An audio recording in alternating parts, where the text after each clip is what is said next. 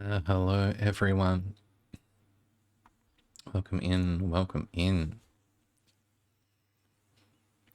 Technical difficulties conspired to keep me from going live tonight, but they couldn't hold me down. Good afternoon, Taz. Welcome in, Handstands. Welcome in, Leah. Welcome to anyone else who hasn't made their presence known yet. Thank you so much. Going to be here tonight. Or, as I said, whatever time zone it is, wherever you are.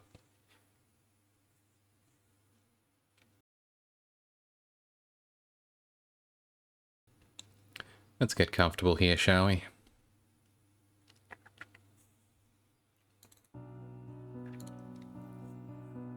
An icon is a little dude next to your name. I'm so glad you asked.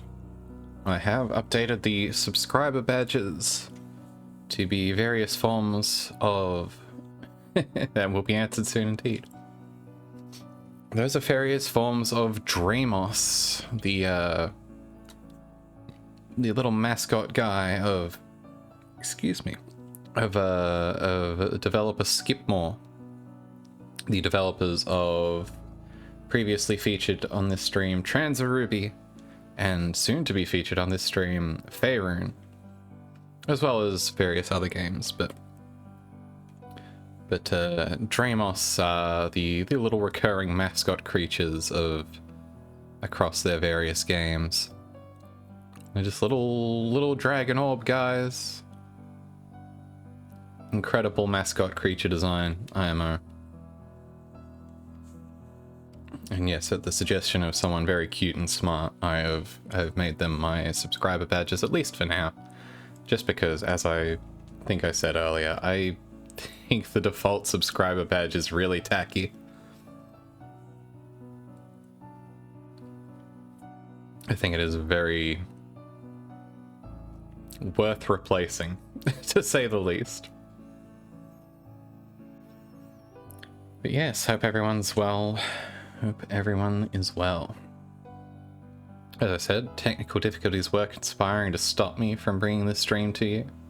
My computer and OBS have a temperamental relationship where every now and then, for no discernible reason, opening OBS will just hard crash my video card driver. And that has persisted across reinstalls of the video card driver, across different installs of OBS, across different installs of Windows. There is no discernible predicating cause for it. It just sometimes decides it doesn't like it. Thankfully today was the rare instance where it was resolved just by rebooting it, which has not been the case traditionally. In the past I have had to go as far as reinstalling my video card driver or updating Windows or reinstalling Windows. I assumed, like bare minimum, I was going to have to try reinstalling the graphics driver, which is frustrating because I last did it like a week ago. It's not like it's a long-term thing. I struggle to believe that it could be any sort of driver, new AMD driver from a day or so back. Well, as good an excuse to update as any.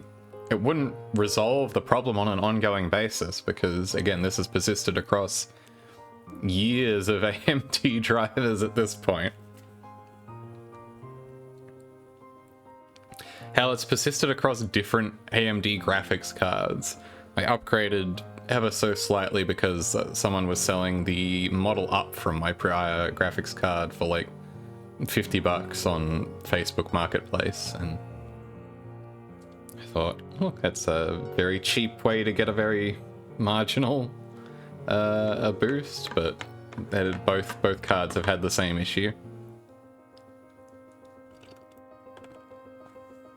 Is it possible that OBS specifically hates the AMD RX 500 series of cards? Maybe. Can't be ruled out. Either way, very frustrating, but thankfully not enough to prevent the show from going on.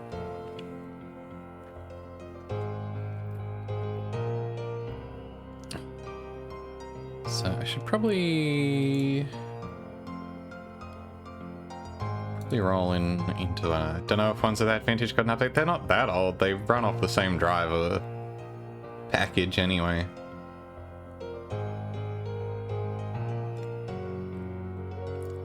They are still currently supported by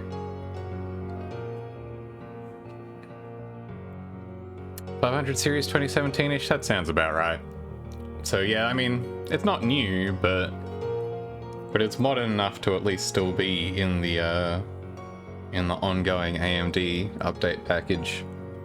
They may not actually be changing anything in the drivers for those at this point, but if they roll out the all-in-one anyway.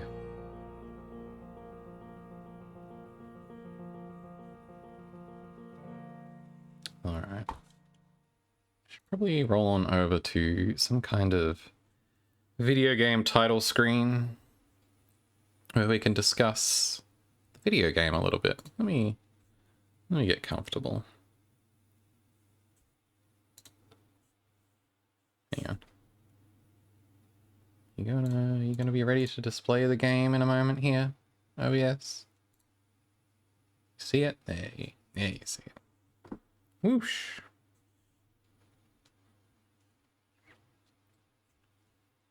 Here's an exciting how to play control screen. And the title screen. Let me know if I need to adjust the audio. I think it's probably in a good place just looking at the bars there, but as we get into more intense music, we may need to adjust. This is Fairune Collection, a compilation of video games released, as you can see, in about 2018 there. Is that right? 2018? Has it really been that long? It probably has, hasn't it? So the history of Fairune is its origins, I believe, are actually in a Flash game from about 2009 was the original genesis of Fairune. It was just a fairly light little thing, you know, like a Flash game was, about a 15-minute sort of thing. Gonna like the board games, enjoy the puzzles? Thanks, Hick. They enjoy board gaming. Have a good time with it.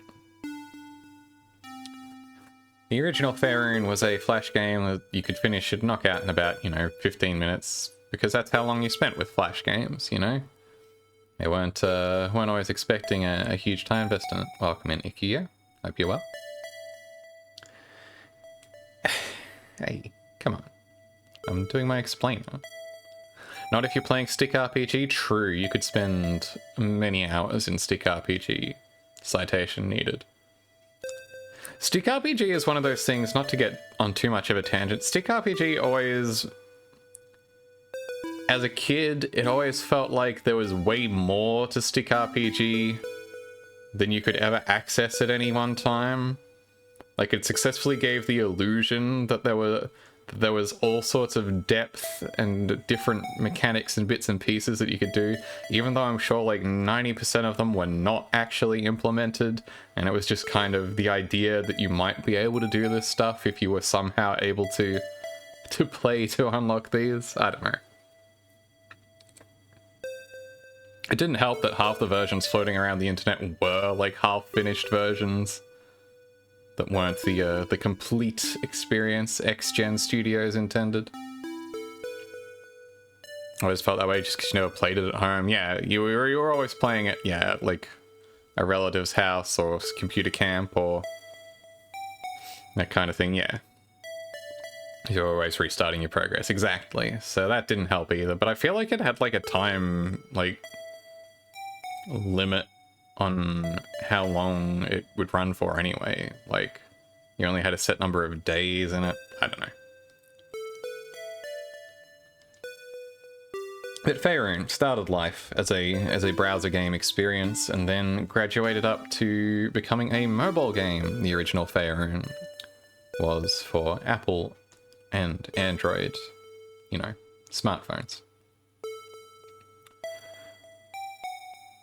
And before too long, it also received a port from there to the Nintendo 3DS eShop, which is where I first discovered it. The eShop, the 3DS version, is pretty much a straight port of the phone version. I don't think there's any notable differences.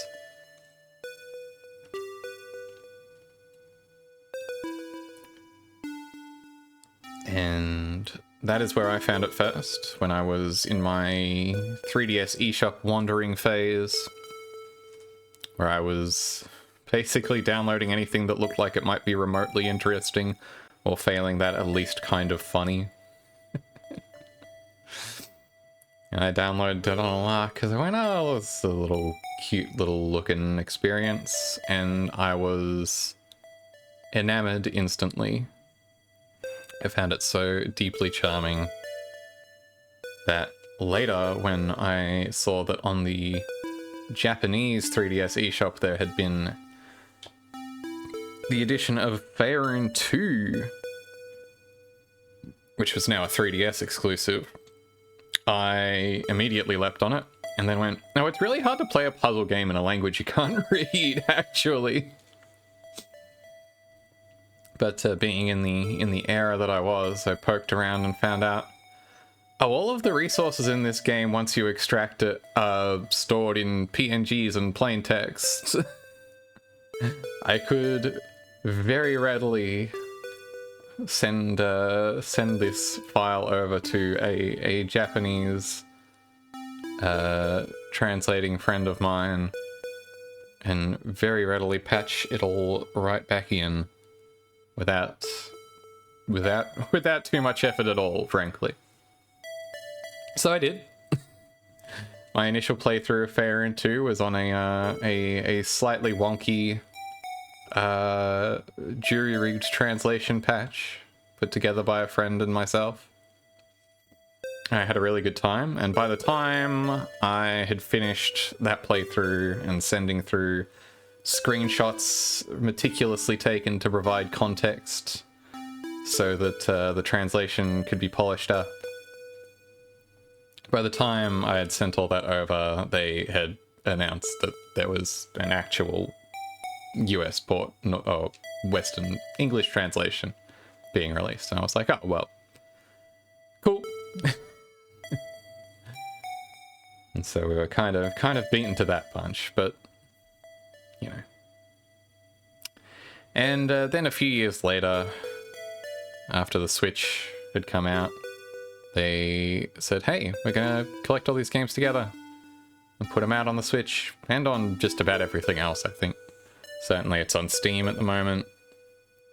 It may also be on PS4 and Xbone or later consoles of that nature. I don't actually know.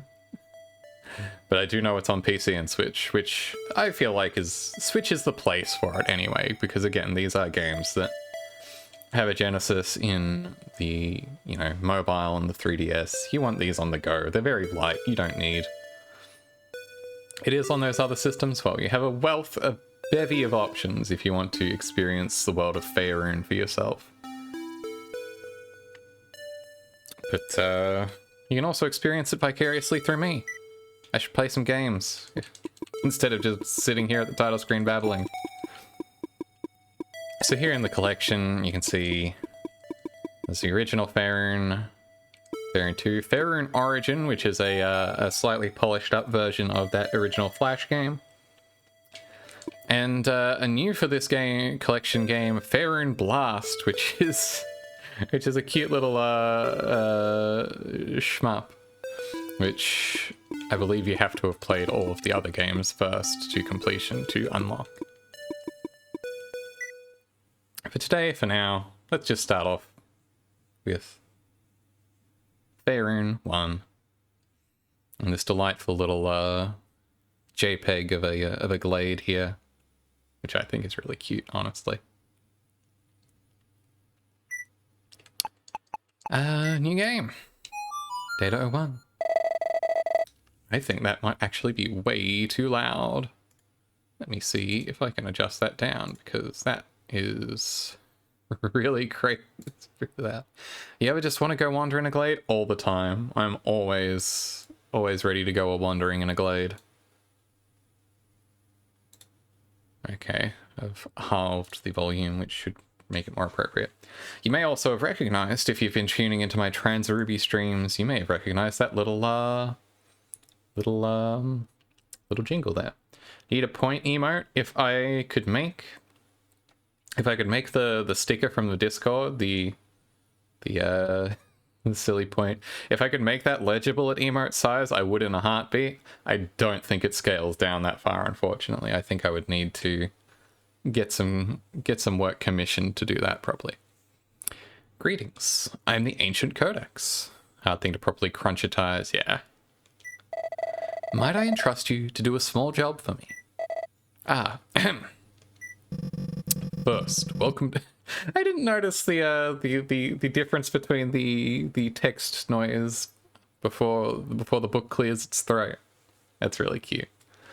First, welcome to Fairune, where illusion is reality.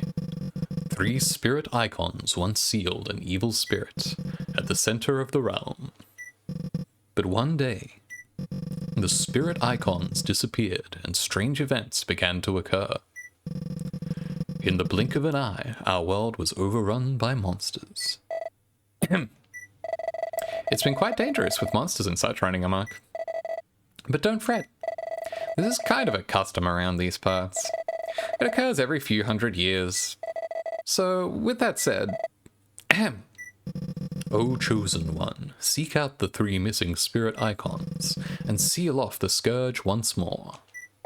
Can we count on you? Oh, we don't even get the option.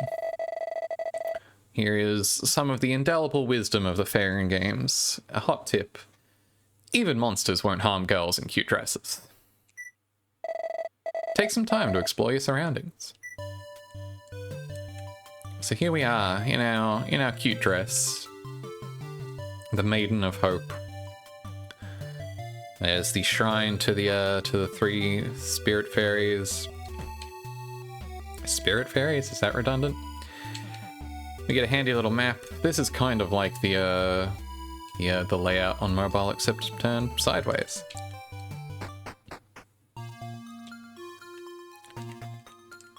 Well, we can't go anywhere down there. It's dark as hell.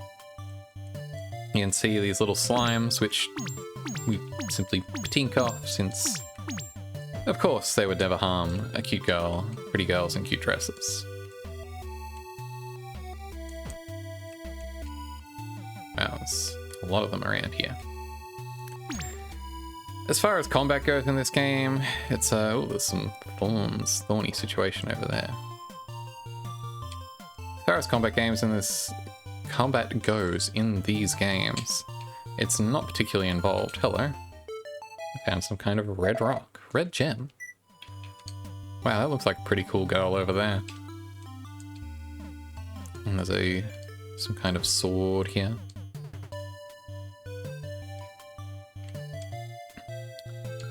As far as combat goes, it is... What if bump combat was even more simplified somehow? You run into enemies. If you are a higher level than the enemy, you win. If you are not, you take damage. Sometimes if you're within a certain... Actually, I think... Depending on how far your level exceeds the enemies, you may still take some damage even if you defeat them. So, you know, it's not really the focus of the game. It's more just sort of a way of pacing and gating you out of levels with areas with monsters of too high a level.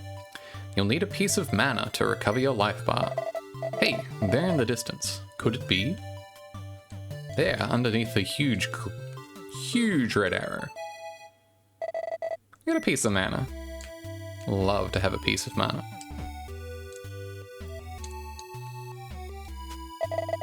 Try using the piece of mana in a suspicious location. Over there? Question mark? Question mark? There's an odd tuft of grass. There is indeed. If you use the piece of mana at these locations, it becomes a a little health restore point. I forgot to say, when you want to stop, be sure to press the button to save your game.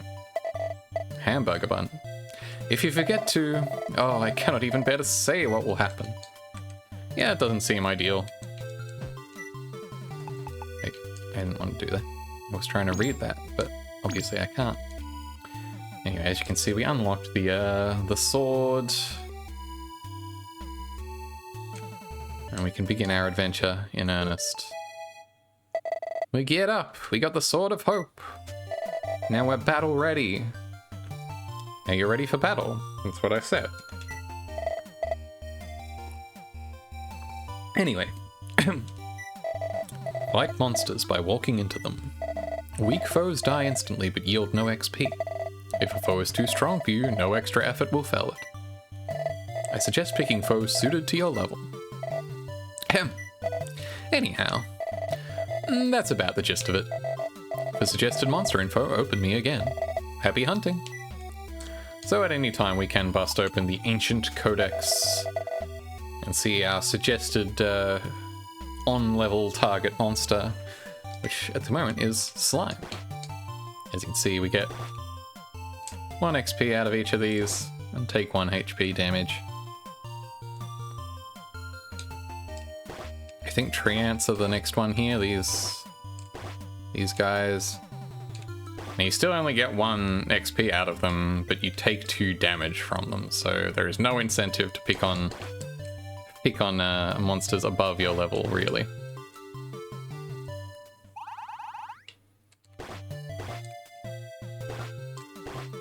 I think the balance of the sort of combat grind is improved vastly in 2. In this game, you do have moments where you are just kind of doing a bit of a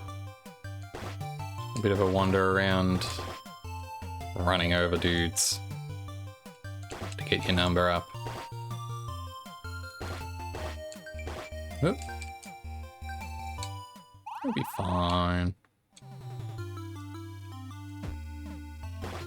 There are also occasionally spawning rare monsters such as this little guy.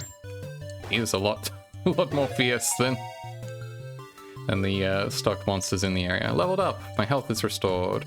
My recommended monster is now these tree ants. And now I can trot over slimes without a care, but also without an XP. Having done that, we should probably try and actually adventure forward. Is there something behind one of these? No.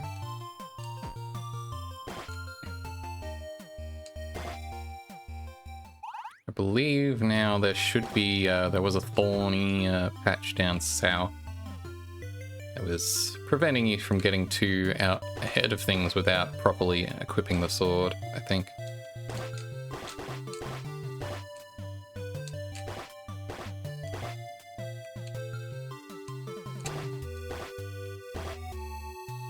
Yeah. So, kind of a light, relaxed experience, nothing too intense. You may notice that the tree up above here doesn't have a trunk and is just kind of floating. That's because we can walk under it. Gotta be on the lookout for those. It's a trick these games like to use. Mysterious floating tree. How does it levitate itself? Yeah, it's fine. Trees are hardy things. Booting ding, booting ding, booting ding. Oh, I would like to not die on my way back up to fill my health there. Booting ding, booting ding.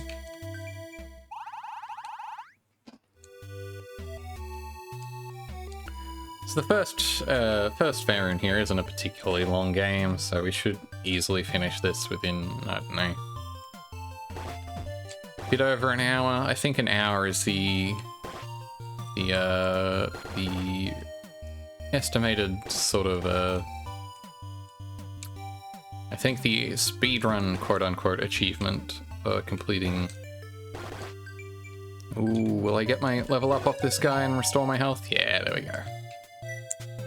Now my suggested monster is fungus. I wonder what these bird inscriptions could possibly mean. Looks like there's some kind of red gems on them. Yeah, the first one is not a terribly long game. We'll definitely knock it out before the end of stream here. You might notice, it's subtle, but there's some scuff marks just beside this rock.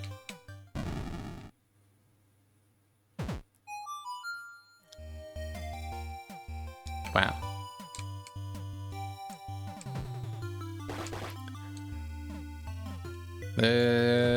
In my youth, whoa, there's bees. Should probably not go where the bees are. Those seem like they're high level. I should probably just continue this direction. I used to have probably still have somewhere, a official combined guidebook / choose your own adventure for The Legend of Zelda Oracle of Seasons, which contained, it was mostly he's a purple fungus. They seem high level. It was both, as I said, a choose your own adventure book, and at the same time also a guidebook for the actual video game of, that's not the thing I wanted to use here, I wanted to use the Piece of Mana. Oracle of Seasons. Or at least a guide for the first dungeon, the last 2 dungeons, and the final dungeon. Or broadly speaking anyway, they weren't super in-depth. It was more, here's some of the key tips and tricks you might need, but presented to you in a choose your own adventure format. And so when it's going through the first dungeon and introducing, some of the very basic concepts of solving Zelda puzzles, it talks about, there's a room in the first dungeon where you have to push a... Whoop, am I going to make it back to a health restore point? I need to tread carefully. Not that there is any terrible penalty for death in this game. It respawns you back at your start point. That's about it. But it is inconvenient.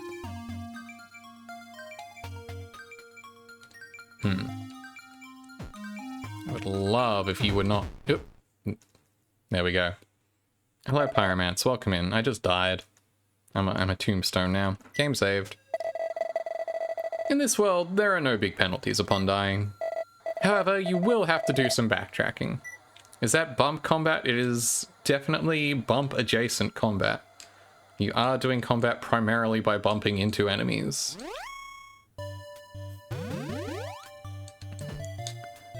Well, I got better.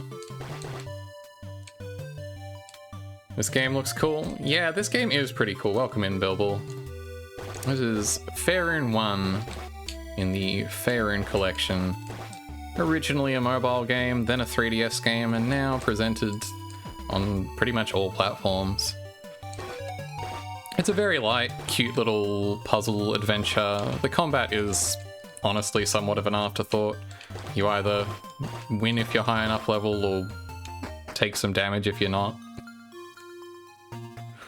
It's mostly about solving little puzzles and exploring. My recommended monster to fight now is these poison fungus. Of course, you can tell they're poison because they're purple.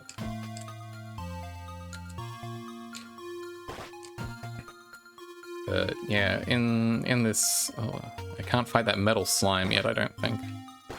Oop, yep, nope. Too strong. Let me grind against these poison fungus for a bit.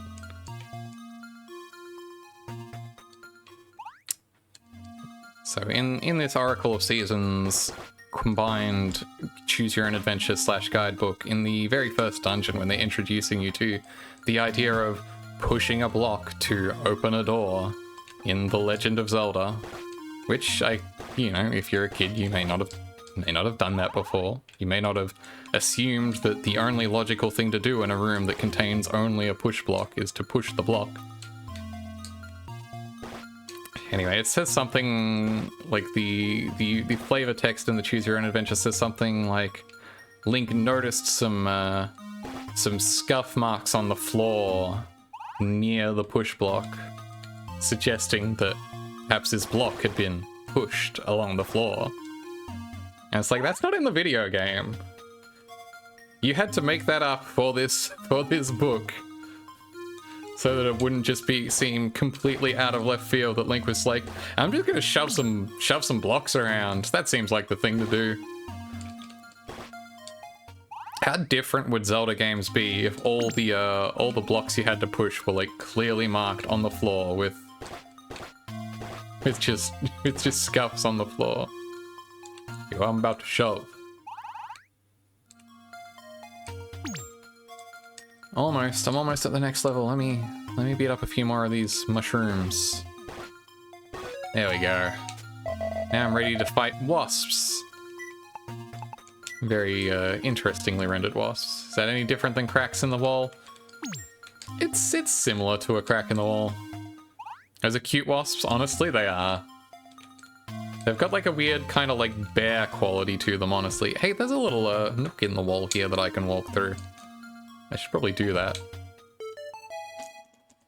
Got a pickaxe. Oh yeah, I'm sure that'll come in useful for, you know, cracks in the wall, things of that nature. Matic, exactly. Ah, Matic PD. PI? What? Wait, what is Matlock? Who is Matlock? Is Matlock a legal drama? I forget. Imagine knowing anything about Matlock. Hi, welcome in, Eve. Thank you for the raid. Playing Summer Night Swordcraft Story 2. What a good name for a video game. I mixed it with Magnum PI. I was pretty sure I was mixing it with Magnum PI. That is what I felt like I was doing. But hey, welcome in. I hope you're having a wonderful time though. It's a good game. Hell yeah. Story of Swordcraft. What's Swordcraft Story 1 like, can I ask? Do you know? Are you familiar? Yeah, look at these wasps. They look more like little bear guys. They look like the what's the thing from Cardcaptor Sakura? The little guy from Cardcaptor Sakura? You do? You've played both of them? Hell yeah. I mean, they look more waspy from the side, but from like the front or back, they have big little dude from Cardcaptor Sakura enemy. These enemies are very cute. These games are very cute. I particularly love the Dramos here, which you may notice I have pilfered for my subscription icons because I love Dramos. They are, to me, peak mascot monster design. They're just little dragon orb guys, and that rules for them. I will have to fight some of them, unfortunately. We love a good Dramos. Swordcraft Story 1 is like a tournament arc where you end up fighting God. Excellent. I love that for it. Truly, that is the story of Swordcraft. I would love if I could find around here somewhere some kind of HP replenishment point. Oh, here it is. How'd God get entered into the tournament? Look, he probably arranged it, honestly. Also, yes, you do craft swords. Well, I would expect nothing less. Hera from Cardcaptor, I believe you. I believe you would know, Leah. I've never watched any amount of Cardcaptors or Cardcaptor Sakura. I feel like I maybe saw like the dub intro on television once and was like, I'm not about this. I should watch both. That's it's a bold claim. I think I need to pop these red gems on the points of the Nazca lines here. I believe I saw a diagram indicating I should do exactly that. Probably wouldn't have registered if you had known, yeah. Like, oh, fighting God seems like a bit of an ask. Recent read-ups still tried to censor some stuff? Maybe. It's my understanding that the anime is less whack than the manga anyway, so I don't know. My suggested monster is now Dramos. Don't mind if I do. Thank you, Ancient Codex. Now that I am of appropriate level, I should probably progress to the downstairs I saw over here. Also, I can push this rock into the river and open up a bit of a shortcut back to this prior area where you can see a helpful diagram indicating that I should do the exact thing with the red gems that I have to do.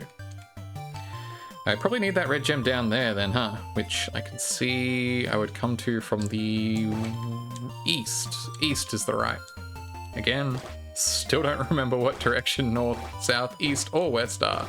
Well, no, I have north and south on lock. For some reason it's just east and west that I just can't brain. You like that it uses the same puzzle complete sound in Trans-Ruby? It's just good sound design. If you have a sound that good, you'll use it, get as much use out of it as you can get. Never east, soggy west, exactly. Famously soggy west. There's a bunch of metal slimes in here, and you have to kill them all to open up that door. Now, you need to be of an appropriate level to be able to take on that many metal slimes without just dying. And unfortunately, metal slimes in this game do not give you the XP payout that you would receive in a Dragon Quest. That's one of the few things I know about Dragon Quests. You get XP off metal slimes. Frankly, I'm much more familiar with the metal slime equivalents in Chrono Trigger, because that game straight up just has metal slimes in it, basically. Except they're rocks most of the time. Like, here's a dumbass rock that's hard to hit. If you beat it up, you get 15 silver points. Or like 1000 XP and 100 tech points. One or the other.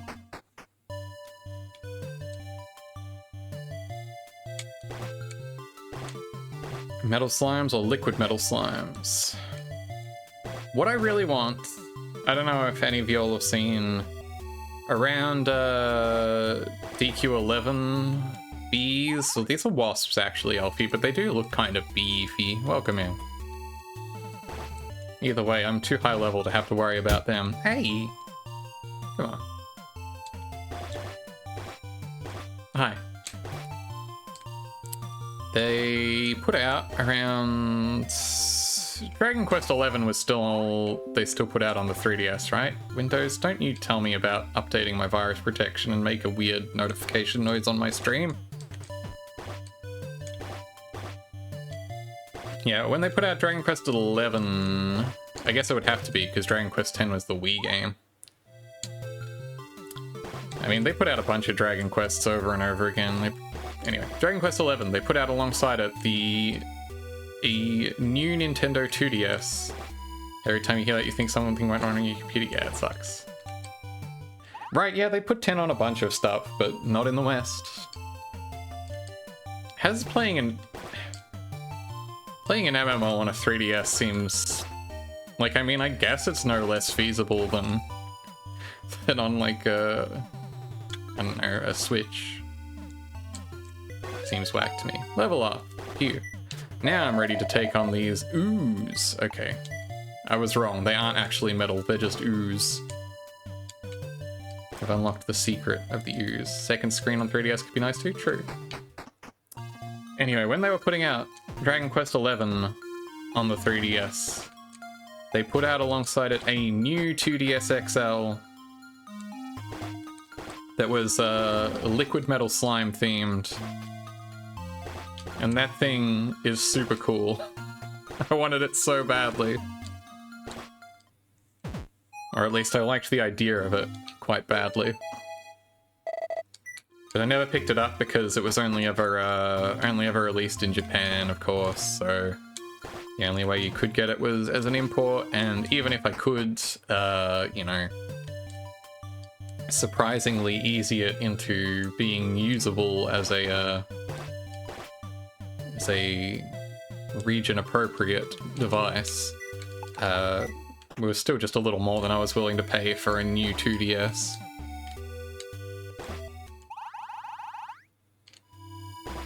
Even as one of the 3DS's biggest, strongest defenders, I couldn't justify the import on that.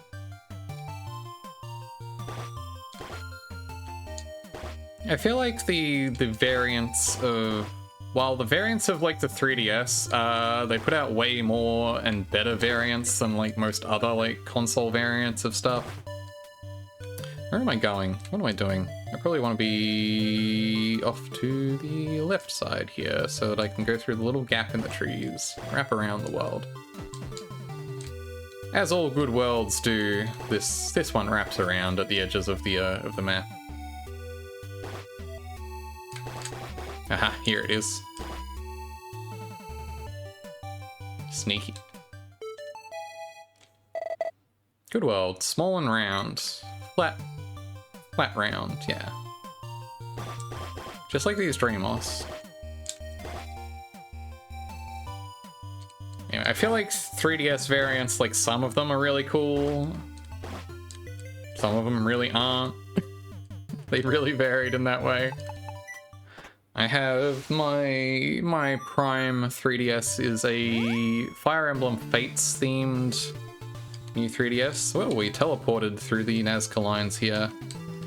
And now we have Hot Slime to fight.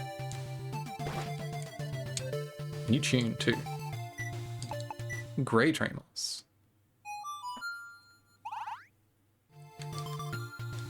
I have a Fire Emblem Fates new 3DS because even though I don't have much affection for that actual game because it is kind of butt in a lot of ways, I do think it's very good to have a 3DS that has dragons printed all over the case.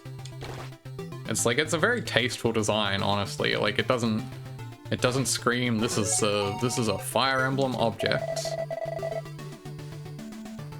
Red slime. They're not even like heat slime or lava slime, they're just red.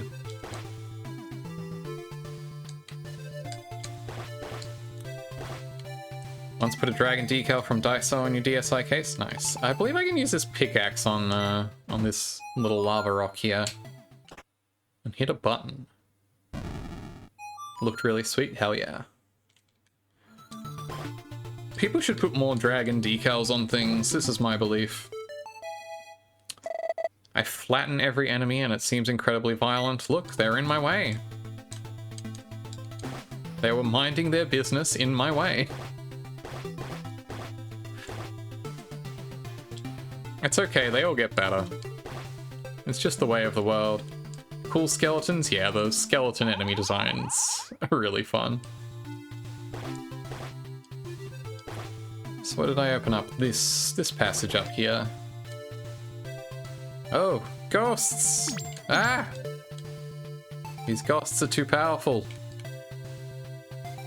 Also, I'd really like if they would get out of my way so I could get back off the screen. Oh no. Come on. Come on. Let me out. I can't deal with these ghosts at this level. Wish you could find something cuter for your laptop or phone. Yeah, you need to find this kinds of thing again, yeah. I've never been much of a stickers and decals on things person, honestly, just because... Probably because of my deep-seated fear of commitment if I wanted to really overshare and get in therapy about it. Hi, Day. Hope you're well. Welcome in. Look at this little orb guy. Am I powerful enough to take him on? Nope.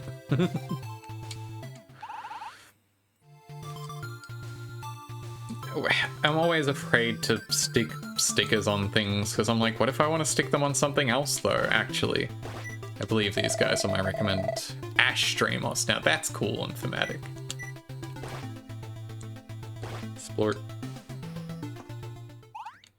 I have a couple stickers from, like, Fangamer stuff that I've slapped on my shitty little netbook. Oh, I love the little dead marker sprites for the skeletons. Those are really good too. Like consumables in video games, you have to learn to let go. Yeah, a little. Like, look, they'll come, they'll go. Please just need to give out more stickers. Yeah. Yeah, that's true. PC tower is what most of your stickers went on. See, I don't ever feel like I want to stick stuff on my PC tower because no one sees that shit. My PC tower stays under my damn desk. No one and nobody sees my PC tower. Last time I moved that thing outside of my room was many years ago. Stickers are scary though. In what way? I don't understand, but welcome in Football Cat. What's scary about a sticker? Stickers rule? I think stickers can be cool. Goes behind the monitors and JC's is on the adjacent desk. See, you've got someone living in with you. They'll see your fun stickers. Aunt walks around giving stickers to random clerks at stores. That does sound fun, actually. Just good street teamwork, honestly.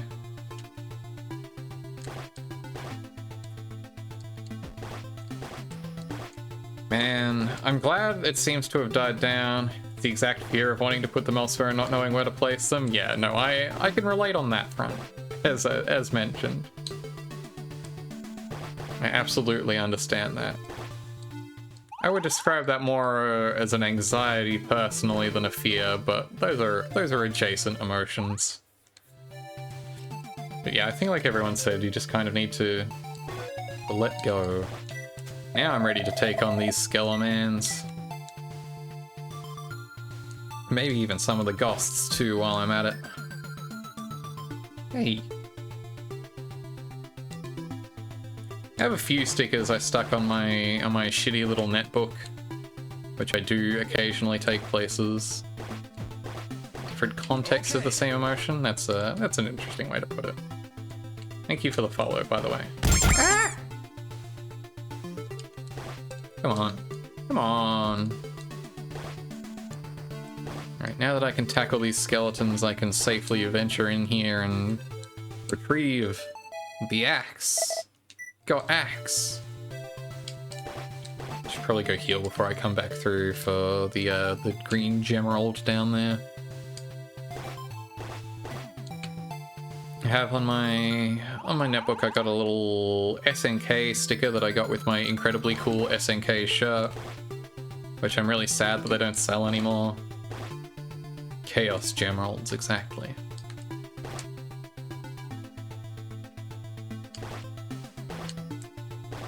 Because it's got like the really old school SNK like logo, like basically I don't even know if they actually use that logo in any video games.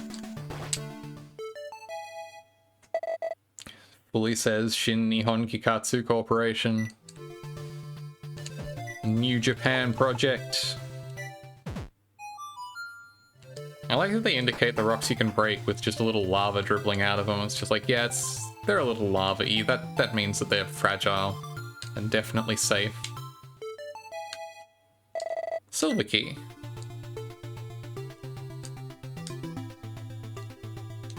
So I got that on there. I've got a really nice one that I got with my Bloodstained Ritual of the Night t-shirt. It's like a stained glassy like foil design rose. It's really cool. I really liked that one. I got that on the corner there.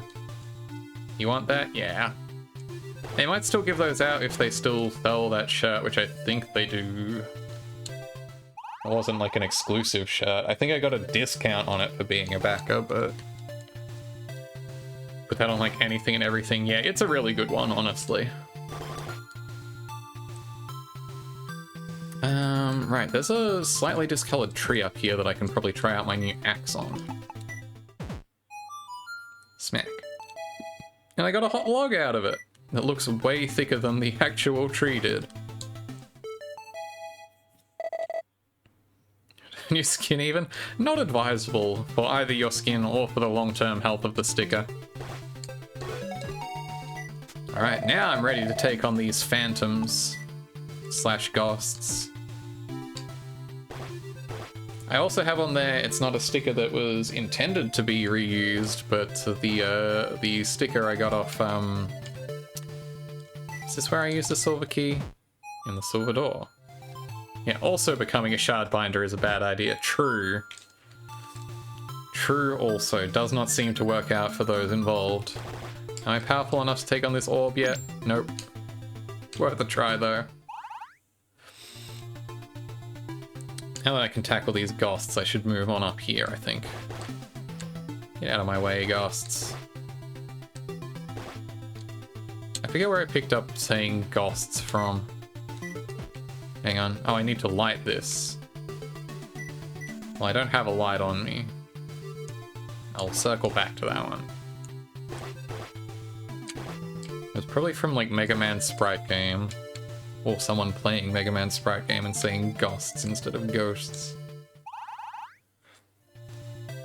Ghastly ghouls. No lamp? I don't have a lamp yet. I think I have to light the lamp to get it. Alright, I need to backtrack. So I can't... I need to hit both of these buttons at the same time. But there is only one of me. Fortunately, I've retrieved enough of these green gemeralds that I can add them to the Nazca line sigil here and return to the world above. Whee! And now I have an axe, so I should probably go find some trees like this one to whack down with it.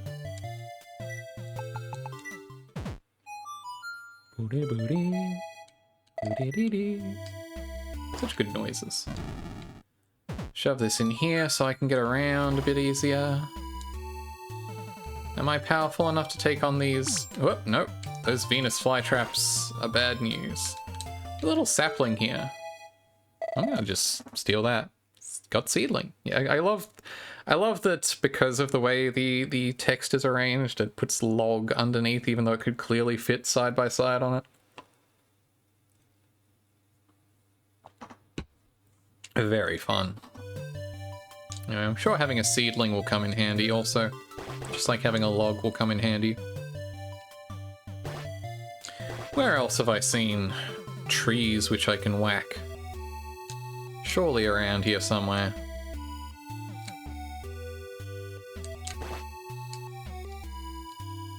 I think I got distracted from talking about the last lonely sticker on my netbook, which is a sticker off the shrink wrap for my vinyl copy of Car Seat Headrests Twin Fantasy (parentheses Mirror to Mirror).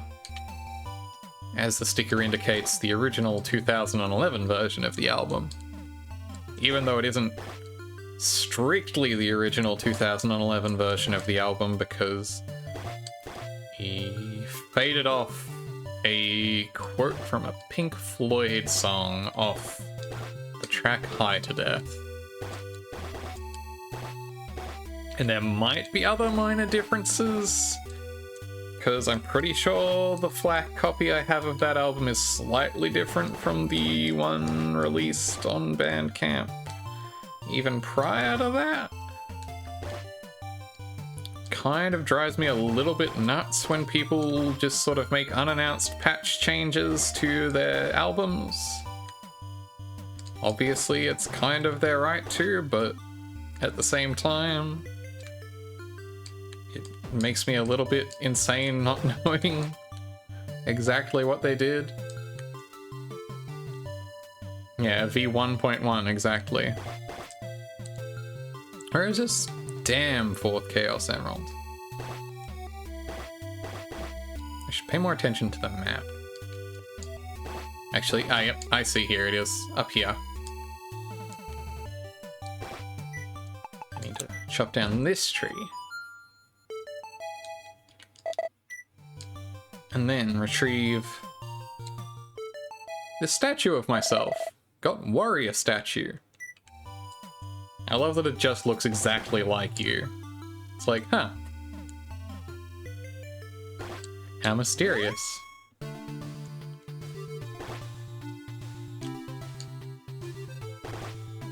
I'm warrior, exactly.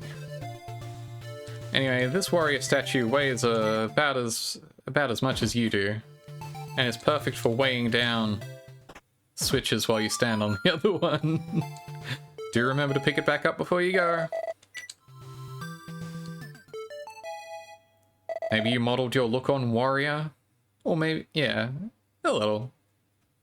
Look, this is a world of archetypes and heroic cycles. I think perhaps a little of column A, a little of column B. I got the flame icon, which is a very cool name for a little red statue. Anyway, obviously with a flame icon, I can light a flame in here. I believe, anyway. You can see on the ground there's a little flame icon. Not a flame icon. This icon won't work here? What do you mean?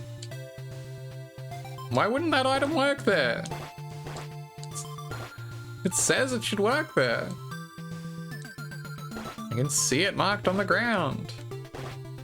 Heroic Cycles, is this a roguelike? Honestly, it is not actually. It is decidedly not roguelike. There is almost zero consequence for death. It's more about the presentation of its admittedly very light plot. As the ancient codex explained at the start of the game, look, the spirit icons that sealed away evil have disappeared and monsters roam the world, but don't worry, this happens every couple hundred years. I'm sure you can seal it away again and vanquish the evil. You know, it hasn't got anything too heavy going on in its lore, but what little is there is, I think, very cute. So I have a flame icon now. I think I can deploy that back at these sort of start points from memory. What's the fastest way back there? Do I have any good shortcuts? Probably this way.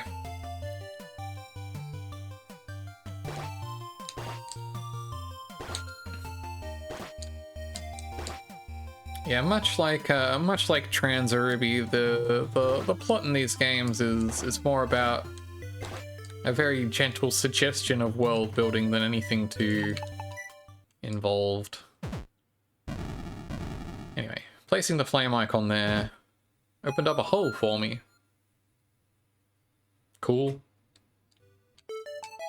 I need to pick that back up again though. Streamer, hello, welcome in, Rachel. Hope you're well. Hello to you, indeed. Hope you're having a fine time zone. I'm gonna go look for this hole that just opened up and fall in it.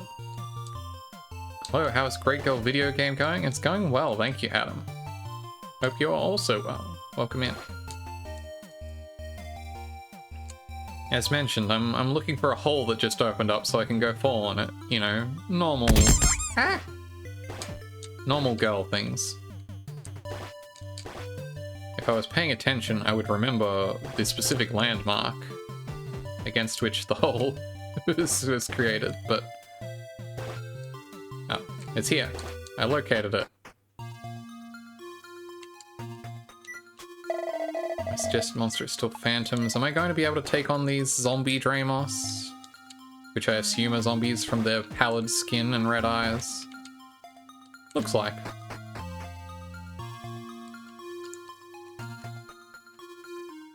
I got Sage's tablet.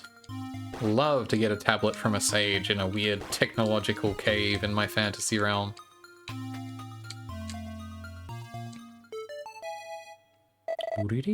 Also, I got an ID card. You know, normal fantasy things. Well, let's get out of this weird hole in the ground, though. I think I need to find oil to fill the lamp before I can light it, but don't recall exactly where that is. Probably down here in this desert, huh? Strike the earth. You know, oil.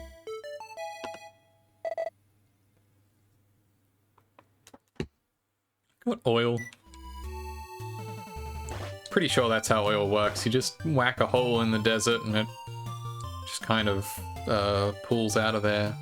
That seems right to me. Where is my path back to the underworld where I need to fill and light this lamp? I think it's over here. Or thereabouts. Let me replenish my life real quick.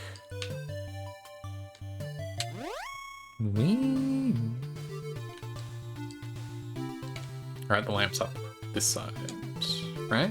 Yes. While I'm at it, I can finish off this level against these phantoms. So let me fill up the oil into the lantern, which you cannot see visually at all because it's already very dark, and light the flame. I got the spirit lamp. I mean, it's not lit by spirit, it's lit by oil, but you know, whatever. What's my recommended monster now? Zombie Dreamos, I was right. Hang on, it's really going to bug me if I don't get those last few squares of map in the top right corner there. There we go.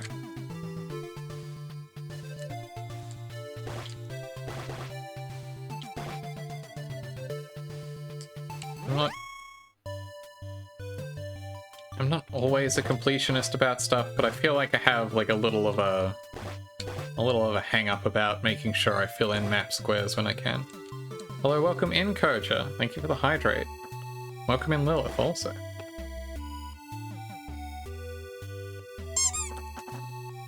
Hey. Come on. Hope you're all having a lovely time zone.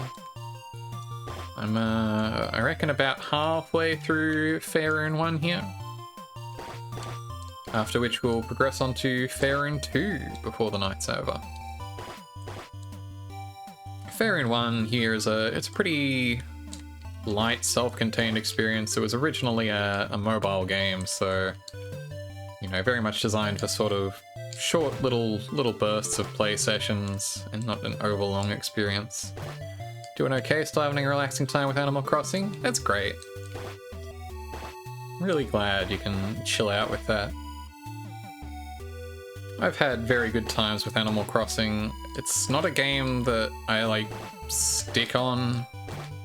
Like, I tend to fall off it after a little bit just because... I don't know. I can only invest so much of myself in something like that, I guess. Where am I headed to now that I have this lamp? Very mysterious. That's fair. Yeah, I mean, it's nothing, not a fault of the game. I've spent my most time with it with New Leaf when kind of everyone was playing New Leaf. Somewhere dark, maybe. You're absolutely right, Eve. There is a dark place to the, around the start point. Just to turn your brain off for the month anyway. Yeah, no, I get that it's good to just have a brain off sort of game.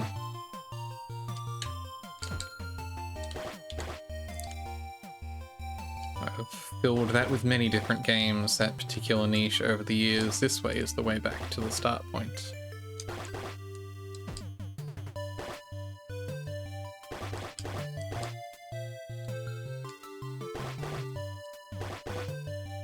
I did spend some time with New Leaf in particular when that came out, because it was a game that a lot of people I knew were playing at the time.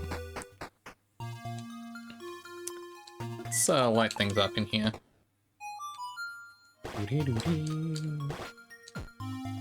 Now we can progress into the dark.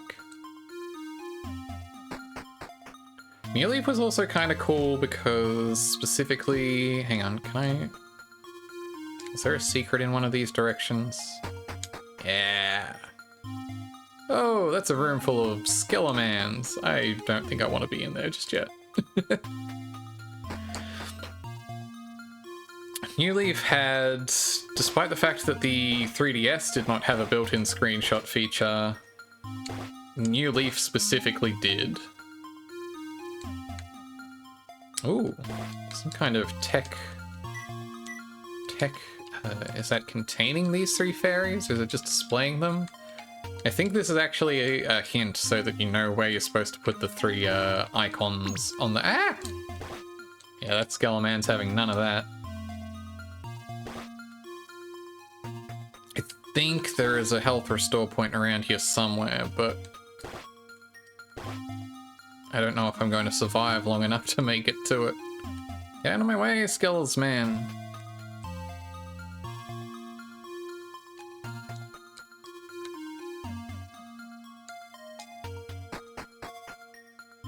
But yeah, since it had like a built-in screenshot function, and they had that one little web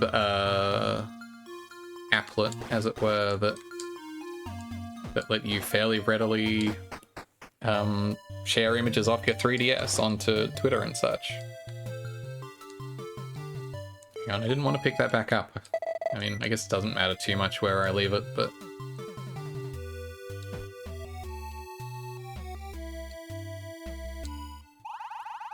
They'd managed to mostly implement the sort of share functionality that was becoming popular at the time. And Animal Crossing is a really good fit for that kind of sharing. New Leaf made you non-binary. New Leaf also was just nice for that because they were like, hey, you can wear the girl shit if you're a guy, and vice versa. It was definitely an avenue for exploration in that way. Now what's my recommended monster? Whatever that thing is. Giant Medusa. That is not what I would have labeled that. Like the New Horizons made it so it's not gender, it's style. Yeah, that was a neat choice in wording. Unfortunately, it's my understanding that that is not a choice that necessarily carried across to all different localizations. Unfortunately. So in certain languages that gender you a bit more strongly, or gender a lot of things a bit more strongly, it may not reflect that.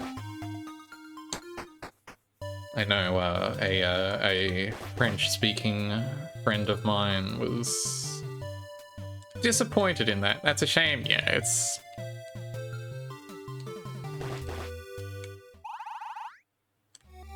Still, yeah, it's a nice concession of the Treehouse team, but if they intend to get serious about providing representation, they need to mandate it across those.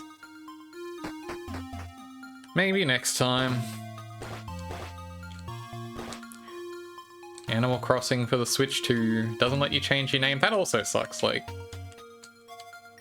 would it be so difficult to let you do that? Like, even if it was like gated behind, like, you know, a one-time like investment of bells or whatever, like, or that you could only do it every, you know, number of days. It still seems like something they should really be able to let you do. It's just changing a variable. Let me beat up these giant Medusae so I can reach the next level and be able to take on these Skellers, man. There we go. My suggested monster is now Wraith. I see.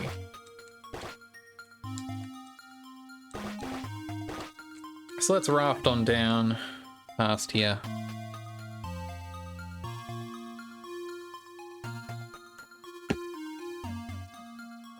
Now, we don't have a raft here, but we do have 3 logs. which is basically a raft waiting to happen.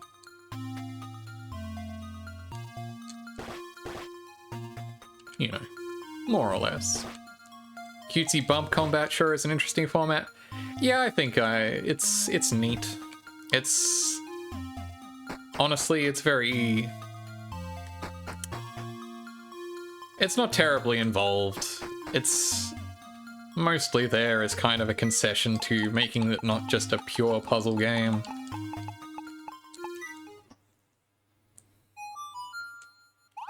Am I strong enough to take on these guys? Yes, barely.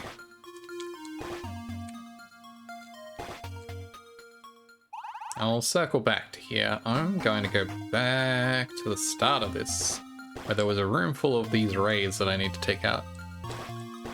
Vaguely Hide-Light-esque. Yeah, I have heard this game described in the past as a hide-like, which is very funny to me. Very good wordplay. I believe the developer approves of this terminology also. The developer has a real love for exploratory games. You saw some of Transaruby, I think, Koja? Wait. Yeah, no, I do just need to trash all these guys to open up this door here.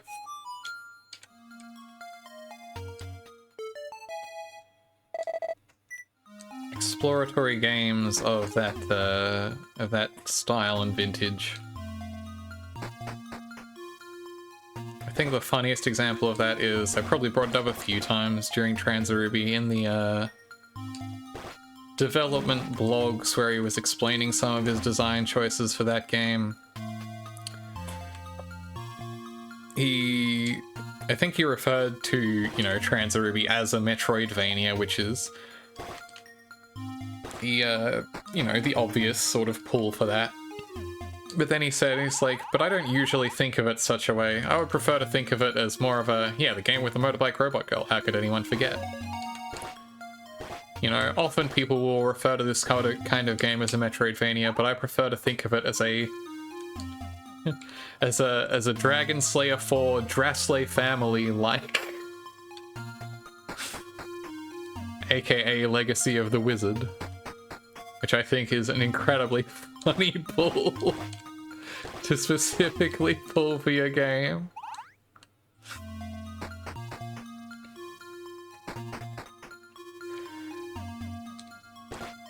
Honestly, one of the game names of all time. Like, Legacy of the Wizard is a fine name for a video game, but calling your game Dragon Slayer 4 Drasley Family, having part of your name literally be the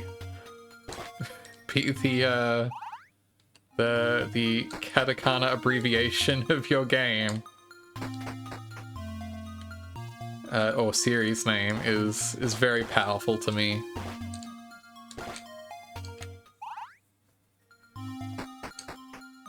Alright, that's probably enough grinding off those there. Let's head on down this secret side path and venture forth. Oh, a sliding block puzzle. Damn, that was a tough one. And a golden door fit for a golden key. Now we're out, now we're here. In the land of these Venus flytrap guys. We are not tough enough to take on, so we should probably go back and grind for a sec.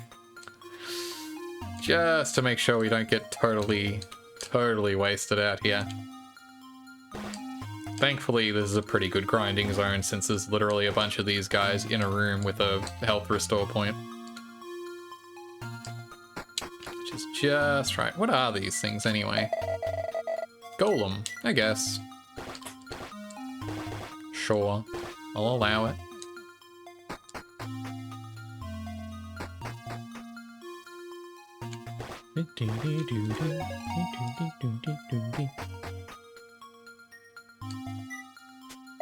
Now my suggested monster is shadows. Love fighting shadows. And I can probably get away with fighting the Venus Fly's trap. Though they may be like the level above me there. Yep, okay. I'm at least going to survive that if I have to do that now. Whatever, shadows. You don't worry me. Also, you feel like more like you should be like water elementals or something, since you are specifically hanging out in this wetland here. Got a water icon. Handy. I believe what I'm supposed to do with the water icon off the top of my head is I picked up a seedling earlier. And hang on, is there somewhere around here that is a shortcut back to a safer zone? I would like one of those. Ah. Well, there's not, but here's where I can plant a seedling in this little hole in the ground and then water it with the water icon. You know, just horticulture stuff. Please let me back to somewhere I can replenish my health. Because those rock faces floating around are a little menacing.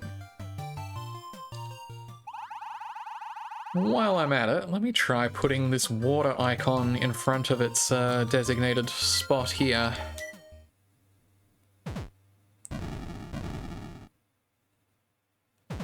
Yep, another hole in the ground. Love those. Love falling in holes in the ground. Can't get enough of it. Get that back. You may also notice that the level of enemies over here has been upgraded somewhat, so you can grind up a bit. However, I'm not quite high enough level to take on these rock dudes yet, so I should go wander through these fly traps and shadows for a while. Go around them. You love holes around here? Smile. Terraith, smug.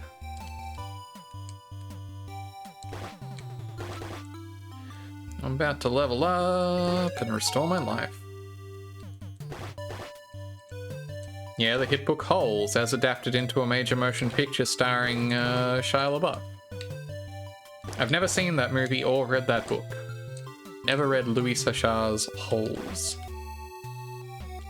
Exactly, Adam. We love holes. Fractions do not interact. Understandable. Understandable. Now that I'm at a level appropriate for taking on these man-eaters... Whoa. Here she comes. Oh, no, I'm still too weak to take on these rock face dudes. Dang. Well, let me go keep wailing on these man-eaters for a bit. And then maybe see about falling in that hole down there.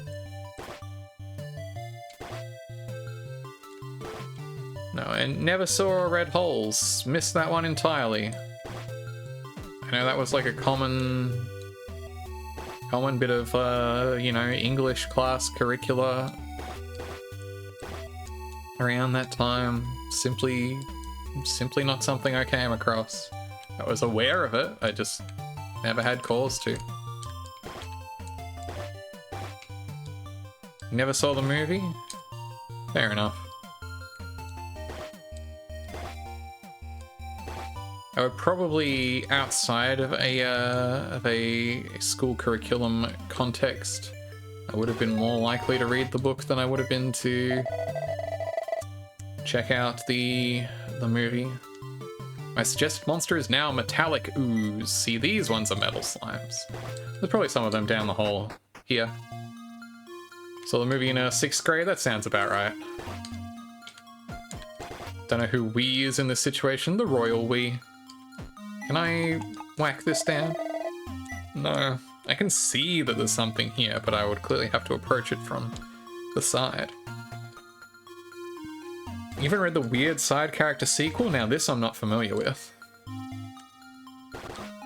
But, you know, obviously there's probably something to it.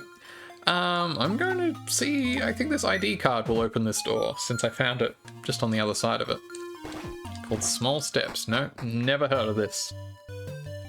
Which is understandable, because again, I did not did not read or partake in the original, so no real reason for me to learn of the sequel either.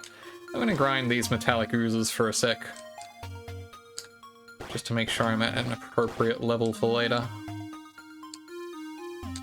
Spin-off and sequel to Holes focusing on Theodore Armpit Johnson, a second. Great name for a character to focus on. Secondary character from Holes. Fascinating. I guess you gotta get paid. I don't know, maybe there was a story itching to be told about Armpit Johnson.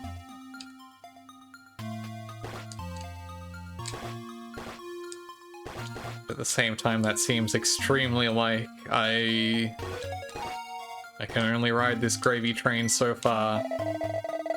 Oh, my suggested monster is now Rockface. Cool. That is nice and easy for me to go and run into around here for a bit. They've helpfully provided a screen with both a health restore point and a bunch of these enemies. Am I high enough level to take on you, mysterious spawning little pig dude? Yep, rip. His little sword gets stuck in him.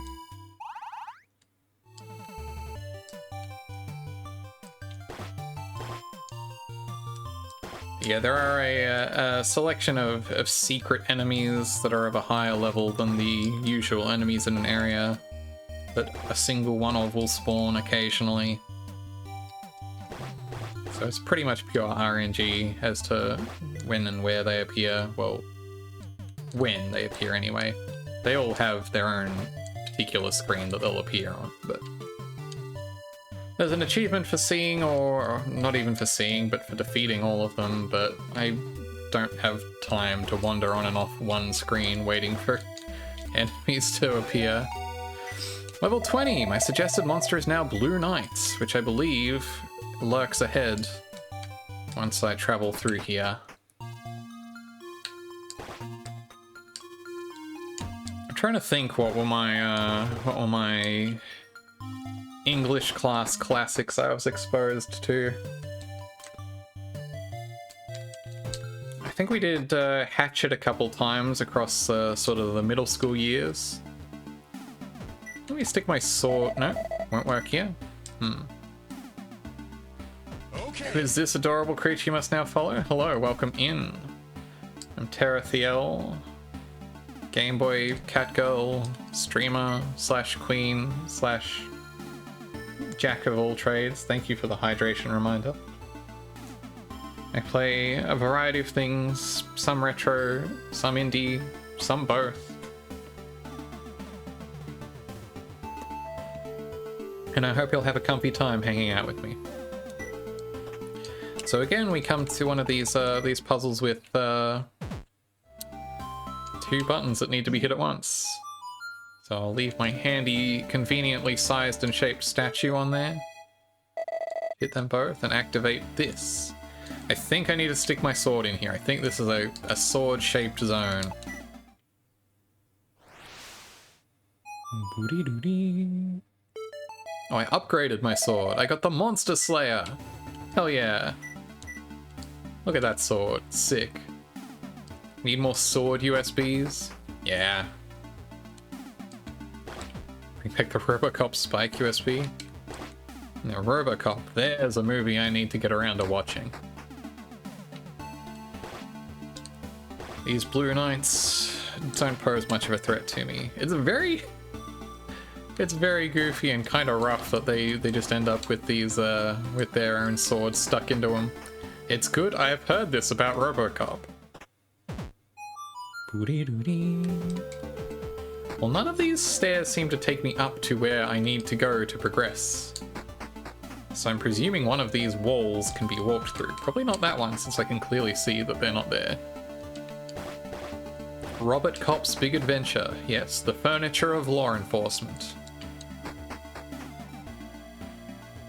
There's just spikes around here. They're just going. You know, the usual.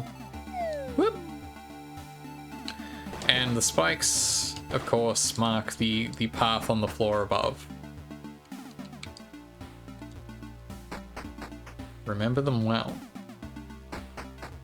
I didn't remember them well, I've already forgotten. Actually, if I stare closely enough at the map on the right, the mini-map. Left, left, down, left, left, up. I got one of the Sage's tablets. Can I read those at any time? Yes, I can. Using the 3 powers we have sealed off this... Well, clearly I need more of them before I can read the rest of that. Timing these spikes for walking across, they're on a very short cycle. That's okay, we can take a few hits. Just a few, though. Is there a secret in here? Nope. Just a weirdly shaped room. I like the little drum fills in this chair.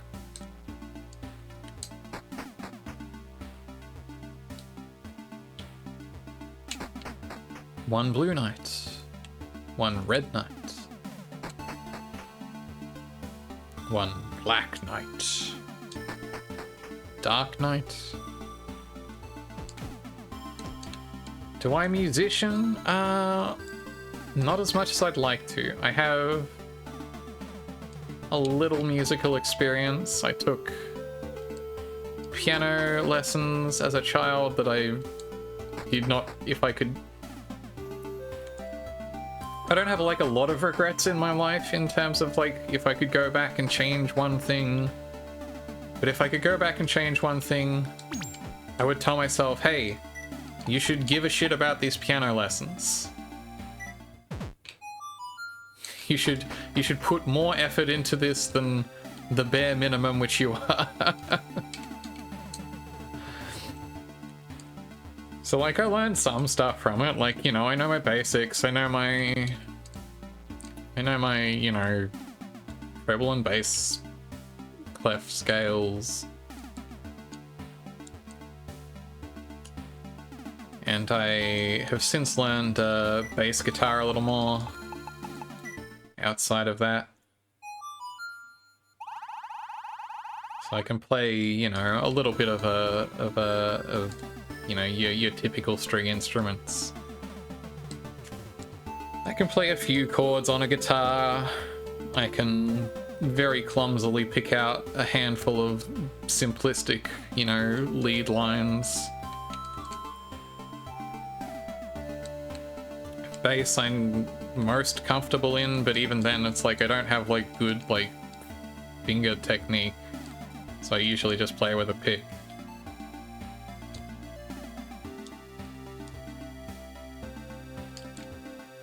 I really do need to get the bass out more often, just to stay in practice with it. Jewelry. I don't know why this is just impossible for me to wrap my mouth around right now. Jewelry crafting class in high school. Yeah, metalworking is cool as shit. If they let you do that in high school, you should take that. The metalworking I did in shop class was not nearly as cool as that. I mostly remember learning how not to get welder's flash and putting together like a really shitty like grill spatula that no one could ever use because you would for sure scratch the shit out of literally any surface you tried to put it on. There is a puzzle solution in this room, as you may be able to tell from the directions that these various statues are looking and the little numbering underneath each of them. So that is right, down, left, down, down, left. Right, down, left, down, down, left. So of course this is a Lost Woods situation. Right. Down. Left. Down. Down. Left. Hey. I like that you can see in the background, since we're up in the sky, you can actually see a very a scaled down version of the overworld map. That's really cute. Think you've got to do more sing, you just don't know where you're supposed to do it. Yeah, that is kind of one of the tricky things if you don't feel like you've got a comfortable environment for singing. These are not very well marked, but you can go right and left from each of these.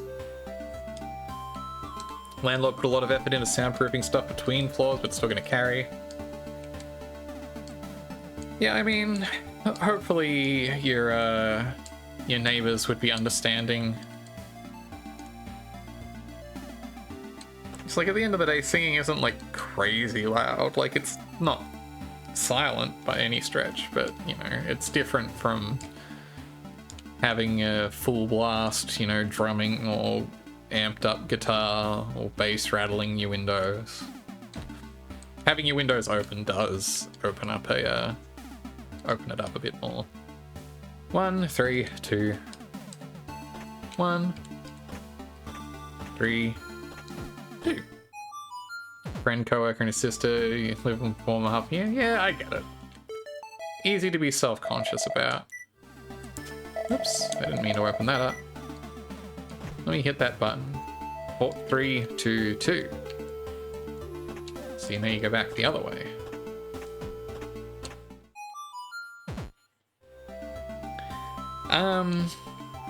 I don't know if you drive, but in the car is a great place to sing. Even if you just go park somewhere and just, you know, isolated and belt. Obviously, it's harder to do proper singing practice if you're, you know, driving. Still gotta get your license transferred. Yeah, fair enough. Again, there's scuff marks on the floor, which indicate you can shove that over there. And use that as a platform to this zone with this key.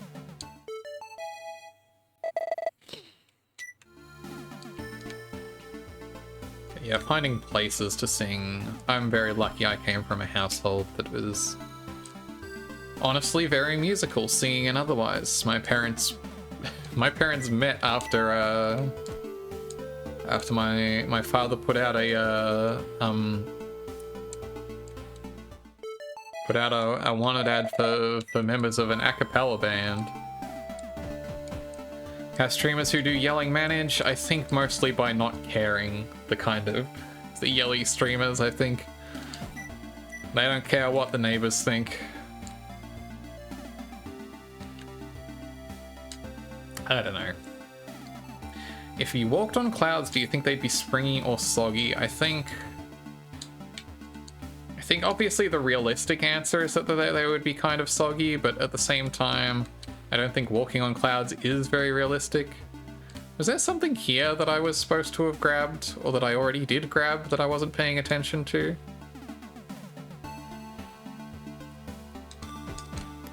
There probably was, right? Put on your wellies to walk on clouds. Now wellies, that's a very Britishism.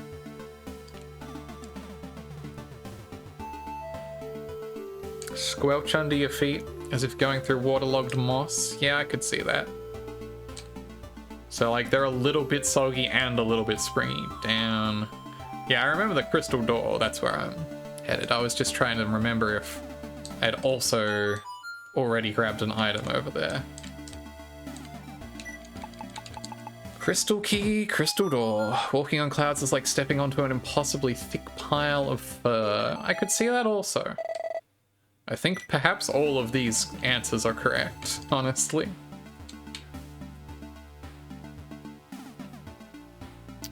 So now I have a wind icon. And I believe I need to use that up here, as you can see from this little indicator on the floor. To generate a platform of cloud upon which to walk through. I think I need one more Sage's tablet, and I need to recall where exactly that would be.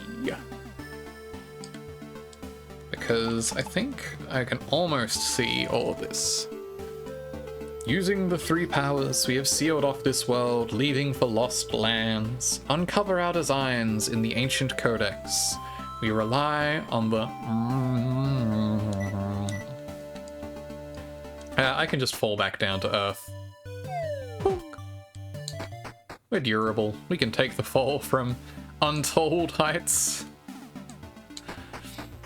I do think I need to just spend a moment grinding these blue knights, though, just to make sure I'm at an appropriate level.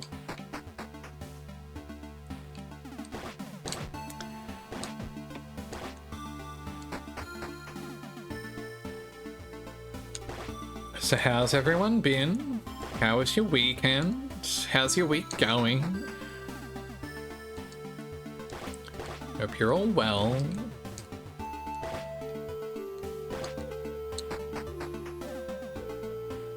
I've been taking more phone calls than I have in a long time at work.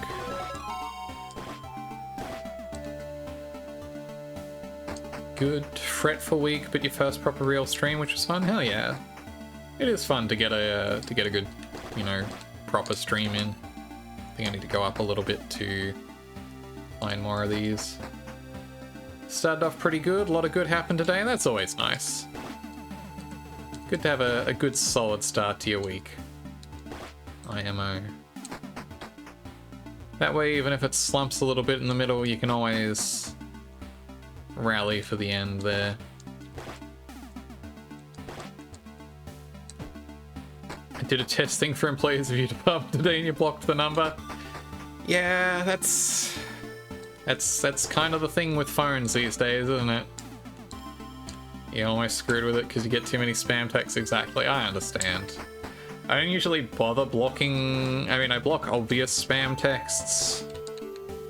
I don't usually bother blocking phone numbers because half the time they're spoofed anyway, like...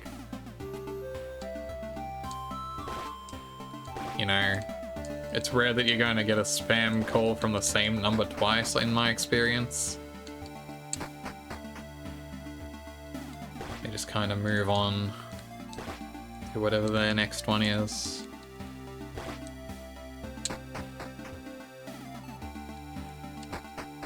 I'm glad I've never had to deal yet at work with, like, oh, we're sending out a test spam email. Don't click on the link in here. Practice good cybersecurity with this suspicious email. That seems moronic and frustrating. Yeah, hopefully that didn't mess stuff up too much. Oh, they took away your telecommuting? What the hell? Been sucking at work. They let you take a week and change off to fix your brain. Well, that's nice of them at least to take that in consideration. Hope you can get the rest you need. Exploring the lands of Taurine. Welcome in, Tigged. Yeah, Red Bull Energy powering this this adventure here. Solicited on Discord for the first time yesterday. Not that kind of soliciting, Tigged.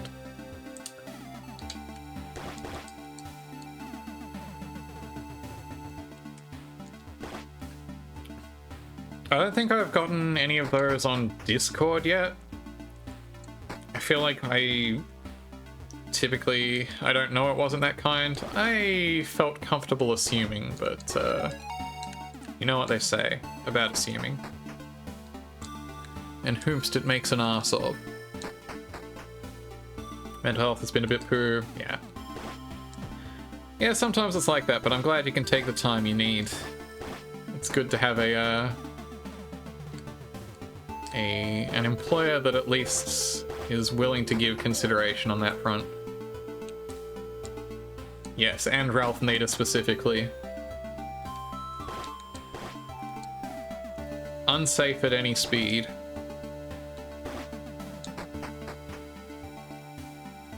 Unsafe at any speed is just a really good title, honestly. Like, it's fucked up that they took that long to make seatbelts mandatory in the US, but But it's just a good set of words. You cited neglected Mario characters in your end of semester presentation. Winning at comics grad school. Yeah, that's a solid effort there. Describes a Cybertruck roll too. Yeah, got him.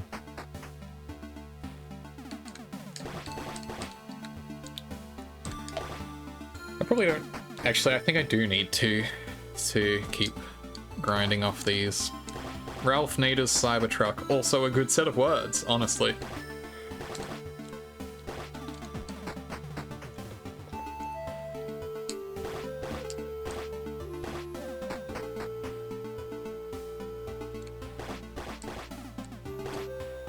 Ralph Nader ran as like a libertarian in like the early aughts, right? That was his most recent claim to fame.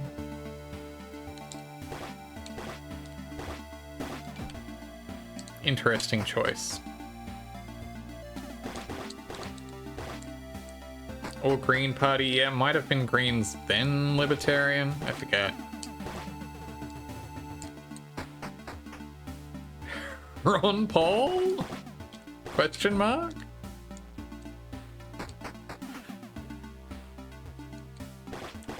Yeah, Ron Nader, Ralph Paul.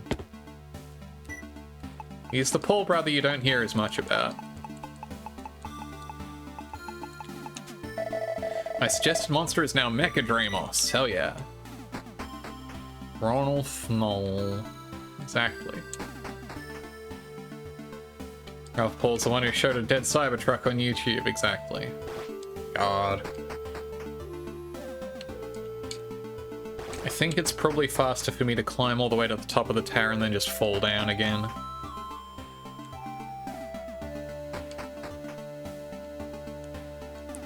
Yeah. Choof, choof, choof, choof. I gotta go look in a cave somewhere for this last ancient coat. Hey! Welcome in, Digimint. Hope you're well. We're exploring Fairune. I'm almost finished Fairune 1. I've just got a last couple things to look for in here. Thank you for the hydration reminder. I've almost finished my coffee. But it's going well. I recovered from catastrophic equipment failure to bring this stream to you. And I've almost finished Fairune 1. Doesn't coffee make you lose water overall? I believe that is a urban legend. That is a myth. Obviously, it is a, you know, it is not ideal hydration-wise. And caffeine is a diuretic, but I'm an urban legend? Hell yeah. Coffee has water, so it counts, exactly. Obviously, it is not as efficient a hydrator as water, but you still come out net ahead in terms of water in your body. Where did that just open up? I was too busy talking about hydration. Probably this hole here, I think. Your ISP has been giving you an awful bit rate recently, but otherwise alright? That sucks. No good when you're just getting crap bitrate for no reason. Legends tell of an Australian with internet sufficient to stream. I'm not even getting the good internet. This is an interesting techie room. I believe I need to put all these ancient codices in here, but I still have one. You called and they said it was solar flares? Damn, that is bold of them to actually try and pin that on that. Like, I know that solar flares can interfere with some things, but yeah, ostensibly that can happen. I cannot envision that being sufficient to, like, full-on degrade your internet quality. It's not, that's irrelevant, is the thing. I believe that it doesn't matter that you are on the opposite end of the, Earth, but I do also think that it is maybe a bit of a fishy excuse. Excuse me. Excuse. Now I have all the pieces of the Sage's tablet here. Using the 3 powers, we have sealed off this world, leaving for lost lands. Uncover our designs in the ancient codex. We rely on the chosen maiden. I wonder who that could be. What is this thing? I think I need to level off these Mechadremos to find out that. Anyway, let's stick all these stone tablets into this high-tech dealie here. Flishy Recluse, exactly.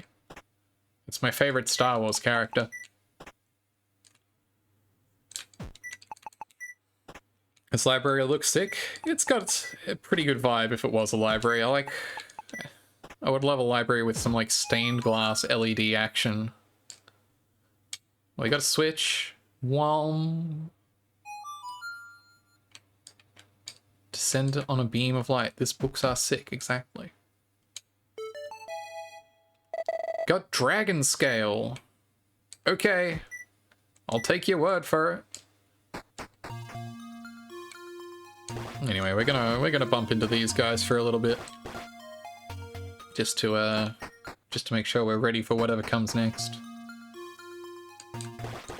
Choof, choof. Singular dragon scale. I mean, look. You don't need a lot of them. Or do you? Dialectics of piss. Fascinating treatise, I'm sure. Level up. My suggested monster is now Guardian. That's what this thing is, apparently. Weird tech monster. I may be here for a very long time if I simply stand around respawning that single one of those. I'm sure we'll have better places to equip ourselves. Anyway, now that we have the ancient wisdoms and the singular dragon scale and all three icons, let's unload all that. Wind icon.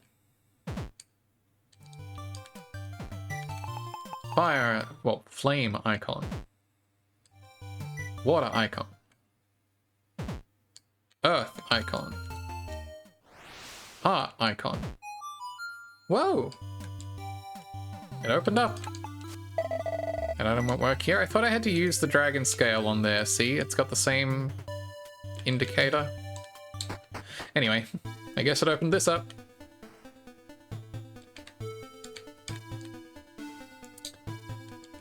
Mysterious, glowy stairs that we can't reach right now.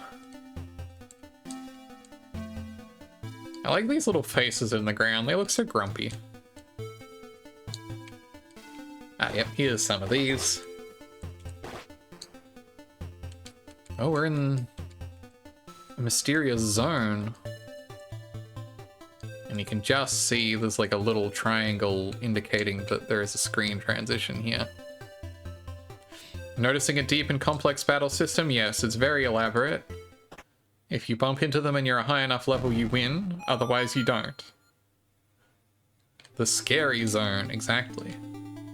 I think it's pretty... Oh, also, these things kill you instantly. You cannot fight those. However, it was blocking my exit, unfortunately. Thankfully, it's not a long walk back. And I did pick up... What did I pick up in there? I hit a button. I didn't pick anything up. Well, let's go the other way now that I've hit... No, wait, hang on. I need to go up to where I hit the button from. Or where the button I hit did its...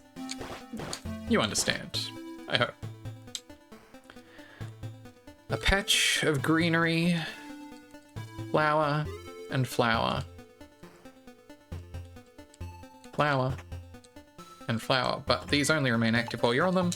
Fortunately, again, we have a statue that is about the same size, shape, and weight as some kind of warrior. Hello. A glowy fairy appears. And a singular half of the bridge there is generated. It's a body pillow. It doesn't look very pillow-like, to be quite frank. Also very grey. I don't want a pillow of that color and consistency. Here we.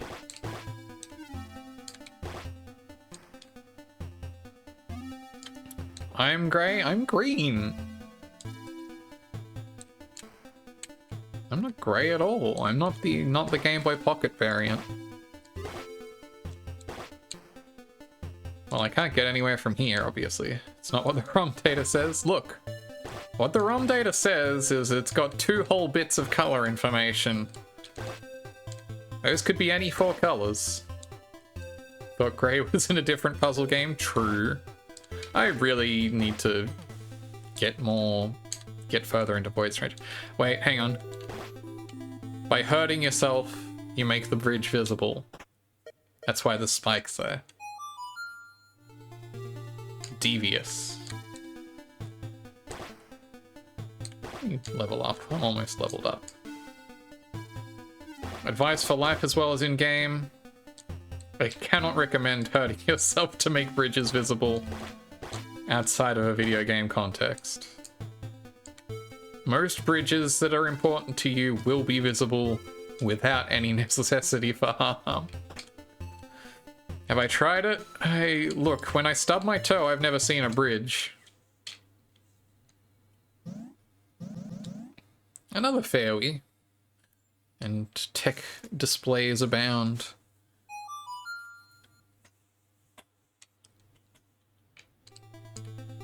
Must be an American infrastructure thing. I can believe it would be. A toll bridge, but the toll is pain.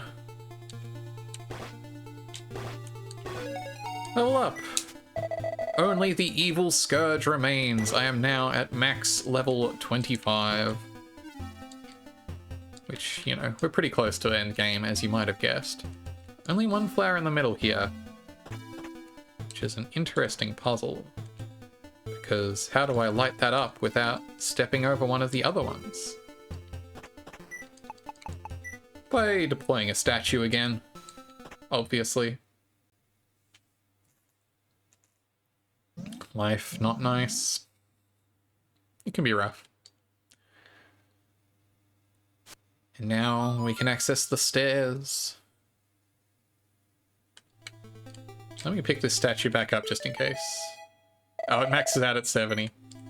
I was thinking that was a weirdly bleak statement out of nowhere. Yeah, no, unfortunately, just shy of the funny number. So let's head down the stairs here. Look at these glowy businesses. Look at this mural. So, for this mural, we deploy the dragon scale. Ugly mural? Come on. No respect for this mural. And now we put our fancy sword, the Monster Slayer, in. And activate dragon form. And enter a shmup level for the final confrontation. This whole mural smacks of gender a little bit. I am Megadark, the ruler. I am life itself. Those who stand in my way shall be erased. I didn't have a good voice ready. I'm sorry.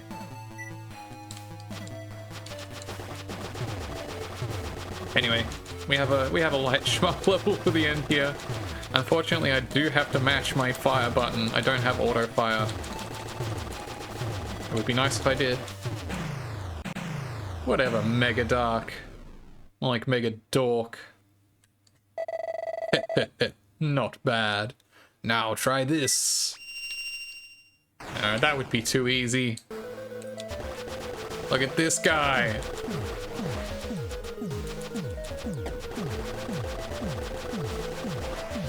He's got eye lasers, he's got shots all over the place. He's got side lasers. Is there a cap to emote confetti? Sadly, no. I should probably avoid these eye beams. And those shoulder beams. Oh man. What even is that emote? Try easy mode? No. I can't believe the disrespect. Hit with the easy mode prompt. That's rough.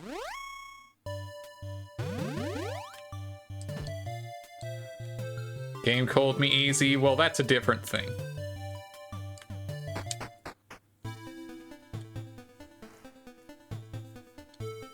It's neither here nor there, video game. Anyway, let's try that one again. I think it's very cool. Thank you for the hydration reminder. I think it's very cool that it gives you a shmup level like this and turns you into a dragon for the end fight, but it's a little jank. I don't think it really gives you as much indication in advance of the various laser beams as it maybe should. Also, you can only move left and right, like there's no vertical axis movement. Wouldn't want to see a final boss using the regular battle mechanics. That'd be a pretty good joke, honestly. Like, yep. So you can see his eyes flash in advance.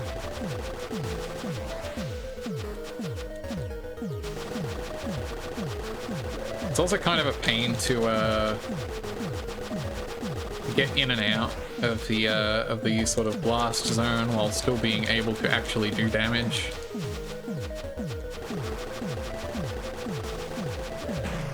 Okay, there we go. Urgh. Urgh. Yeah, me too. Shaheen. No, he's not done yet, don't worry. Look at this guy. Look at the Earth behind us. That's just straight up the Earth. You can see South America there. GG for real? Yeah, no, of course not.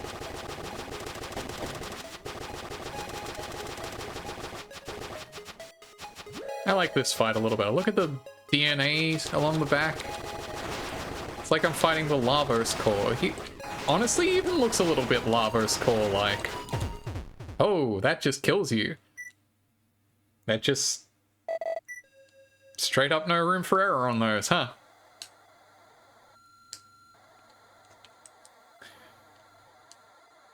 That's a rough one.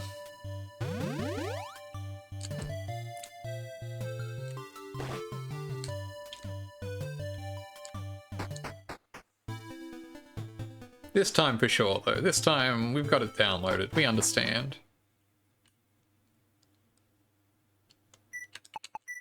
Once more. You like to try super easy mode? For baby? Infant mode for child? Yeah, I know, Mega Dark.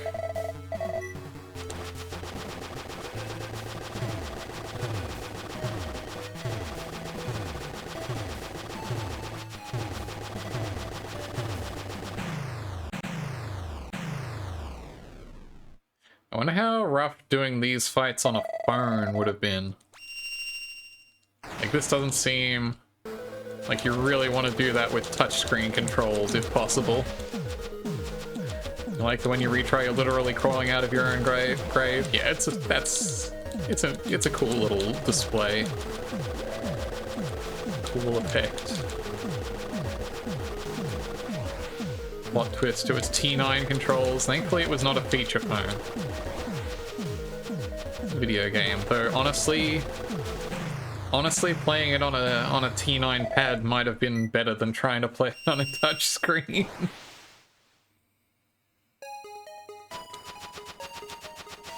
Look, I played my share of a demo of Tetris on my old flip phone back in the day.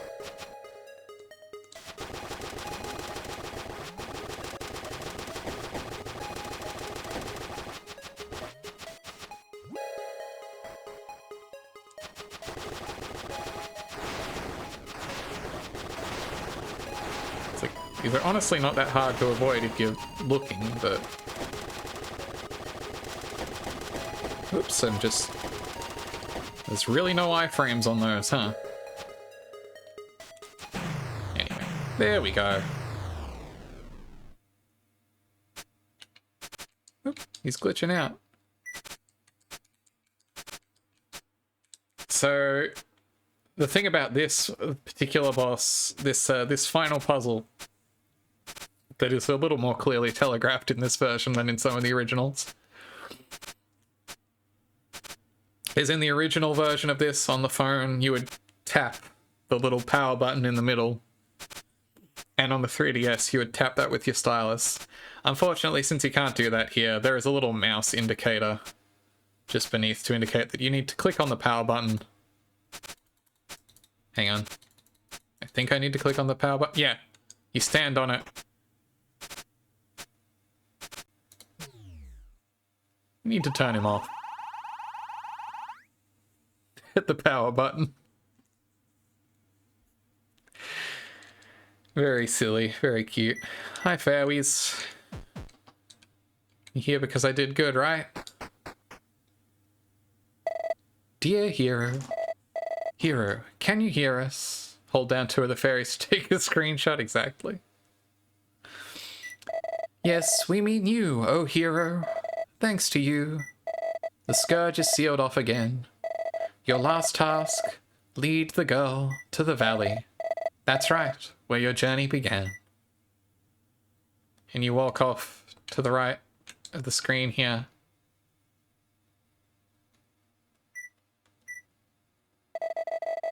I have one last errand for you. Ahem. Andy, Brandy, Mandy, and Scourge have been sealed once again. Now the credits roll.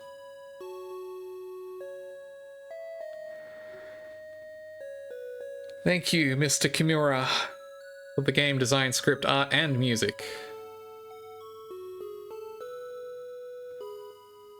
I think it's very funny that these Fly High Works folks get director credits when it was clearly just one guy's thing. Welcome in, Kev. Thank you for the good luck. No, we're just finishing Fairune 1 here. But don't worry, momentarily we'll be moving on to Fairune 2 for a little bit. Which we won't be able to get finished tonight, but we can start. Hope you're well. But wait, there's more, exactly.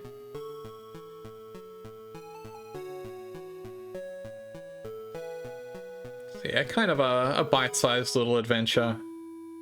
You can knock it out in about an hour if you remember all the puzzle solutions and know what you're doing. Look at the doves flying away. The end. Hour 47, not bad. Certainly not, again, not the fastest time. Crab. Yeah, GG for actual definite real. And so as you can see, this is where we came in at the start. This is the valley we began in. Very cute. So that concludes Fairune 1 and unleashes the lock, one of the locks on Fairune Blast. And now for Fairune 2, which is a much more impressive in scope game. This was originally a 3DS game. I love this title screen. It's a very nice rendition of the Girl of Hope. Chorb. Thank you for the posture check. I am correctly seated. I will actually probably have a stand-up break in a moment here, but I think we can get started on Fairune 2 first. Fairune, a world where imagination is reality. Currently, no demon is being resurrected to threaten the world, nor is the world going to come to an end. However, excuse my manners, I forgot to introduce myself. I am known as the Ancient Codex. Fairies. Getting back to the story. The three fairies that protect Fairune have gone missing. They may have been kidnapped, or perhaps they are simply taking a nap somewhere where we cannot find them. Wherever they are, their absence is affecting this world. If I could just leave and go find them, I would. But I'm just a book. I don't know why this quote's around book. As you can see, I cannot move, since I am an object. And so I implore you, please carry me with you, and travel the world of Fairune in search of the fairies gone missing. I won't take much of your time. I like the statue of the girl down there too. His book has too many words and not in the usual way. He's almost done. He won't take much of our time. It should only take a few hours of your time in your world. You're also an object. Do you think it's a skill issue? Yeah. Step it up, book. Welcome back. Use the arrow keys or circle pad, analog stick, to move your character. There's a piece of mana, a mana fragment. If you can use it, you may be able to recover your HP. Handy. Obtained mana fragment. I can now use items by pressing the Z/enter. Or the A button. A mana fragment, made from the water of life, glows softly. You can check out some other collector's items, I suppose. Key items over here. Stone tablets. Many more items to go around in this game. Green fields. I'm going to leave you with this delightful, jaunty green field music while I get up and refresh myself. Feel free to get up and refresh yourselves as well. And we'll be right back.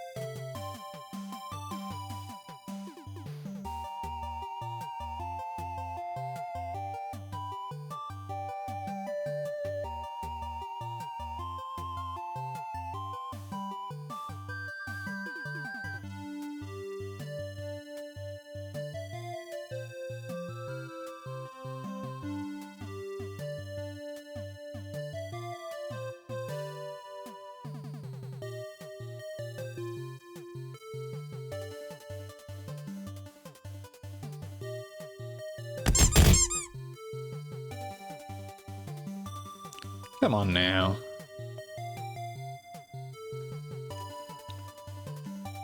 Throwing things at me while I'm not here. Mods are asleep. Post Australia. That's right side up.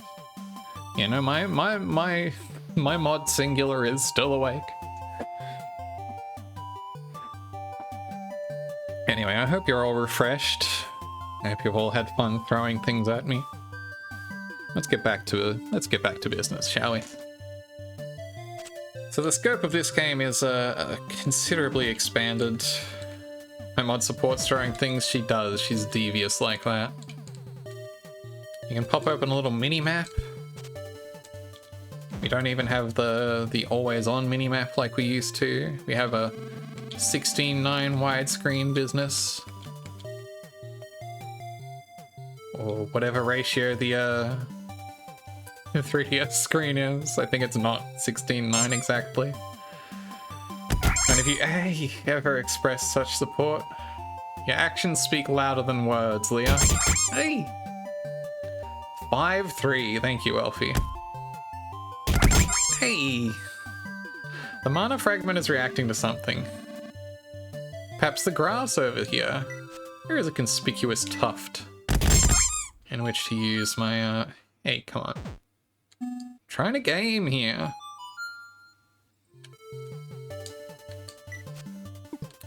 But much like the previous game, even monsters won't harm girls in cute dresses. Hey! No game, only throw. Yeah. Conspicuous tuft. That's a good band. Hey. So there is actually an achievement you can get for doing the entire sort of first... This is your tuft. Not sure how I feel about that. There is an achievement you can get for going through the entire first sort of segment of the game here without collecting the sword. And doing it all in your fancy dress here. Which is, in some ways, easier because you know, obviously you don't have to worry about being harmed by any of the monsters that won't engage with girls in cute dresses. But at the same time, it does also mean you're playing catch-up on experience points for the rest of the game, so... Let's just grab the Sword of Hope. It appears to me that you are now prepared. Let me explain. Ahem. Battle is done by charging into monsters. Weak monsters can be slain easily, but you will not gain any XP. Oh, this is the sort of hop. Oh, we're going to be bouncing everywhere. Strong monsters can be defeated, but they will cause you a lot of damage. Be prepared. It's best to only fight monsters that should suit your level. Well, that's about it. Please allow me to assist you whenever you want to know which monsters you should fight. Good luck. Press Y to open the Ancient Codex, and X to open the world map. RNL to toggle the mini-map. Open the menu to access your save options. I will. Wait. Oh, that's what the manual is. That's not a manual, that's just a screen. Oh, look over there. Something looks different. And then again, another of these floating trees, which we can walk through. So you may have also noticed we're collecting gold from some of these little tufts we're tearing up. Why isn't there a 420 Snoop bid option? Many such questions. Anyway, we got a green orb. And we sank into the quicksand. Set time to off and the entire game stops until you reload the save. That'd be a good bit. Whoa, those do a lot of damage, these sand slimes, and for not a whole lot of EXP. So the way the XP scaling and combat works in this game is a little more involved than the first, which allows you to do a bit more of a risk-reward type thing if you want to grind higher level monsters. They aren't just always strictly going to wall you off, but they are going to be more damage than it's worth. Anyway, I don't remember if there's a whole lot I can do down here right now. If you could turn off time. Famous song of Cher. Cher? Cher. How do you best say her name? Perhaps you simply don't. Chair, exactly. You do not have a lot of HP to start off with here. Chair. Very fancy rendition there. Let me go restore my health up here. Also, you can't push this rock with the convenient scuff marks until you have your sword, otherwise you would get your pretty dress dirty. Here's use Frugy chair, please. I love the Frugy chair emotes. This rock looks as if it's been dragged.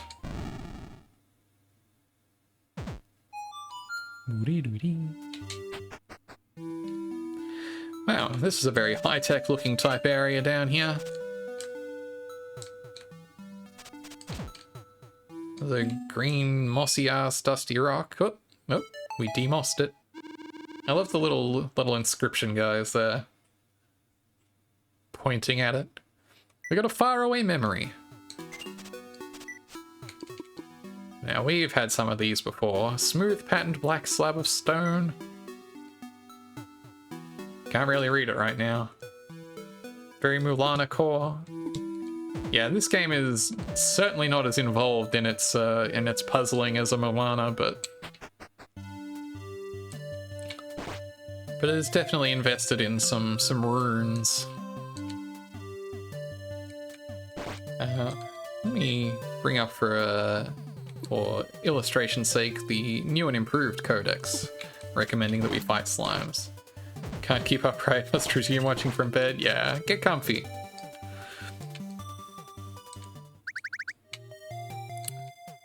I wish I was capable of getting comfy and watching a stream in bed, but I don't enjoy watching a stream on a phone, and it is not possible for me to set up a laptop in bed in a way that does not destroy my neck and back.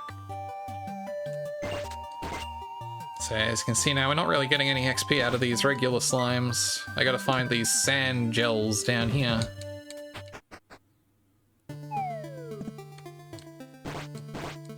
Donk. I don't think I can grab anything down here.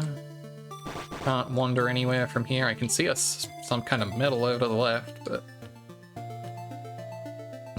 phone touchscreen keyboards make it very hard to shitpost them. Like, what's the point otherwise? Yeah, that's kind of it. Like, I hate typing on a phone.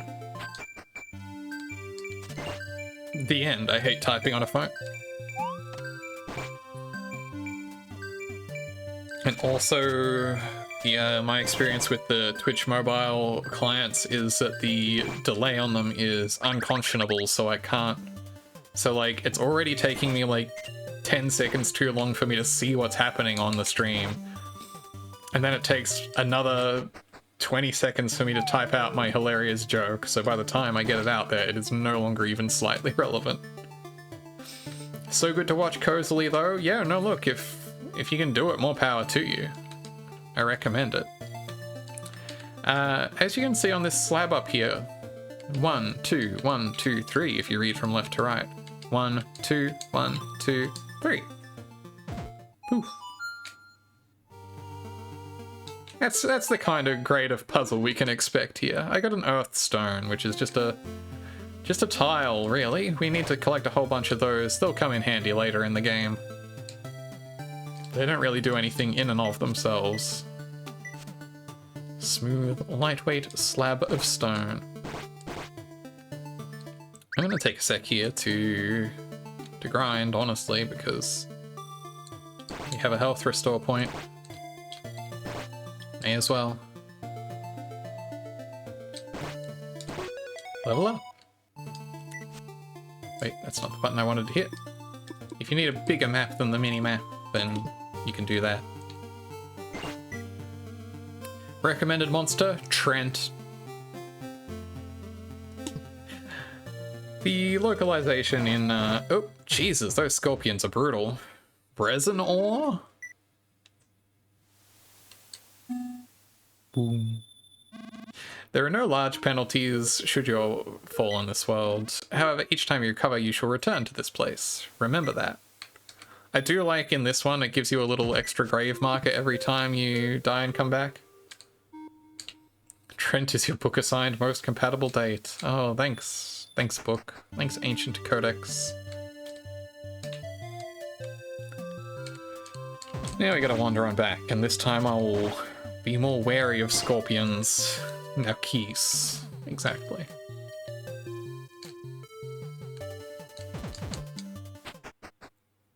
I do like the little spin as you fall into the quicksand. I think that's cute. Get me out of here, though.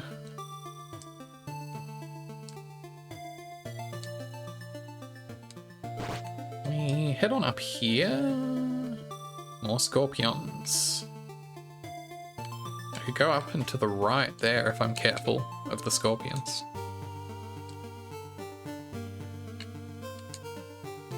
Going up from there seems like it would have required, if I had like a pickaxe, I could bang this out. Are the overworld and underworld one-to-one? Not quite in that way. I forget, honestly. We'll find out.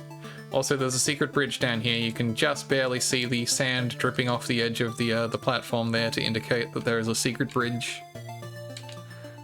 And a delightful statue, which we should return to its rightful place here.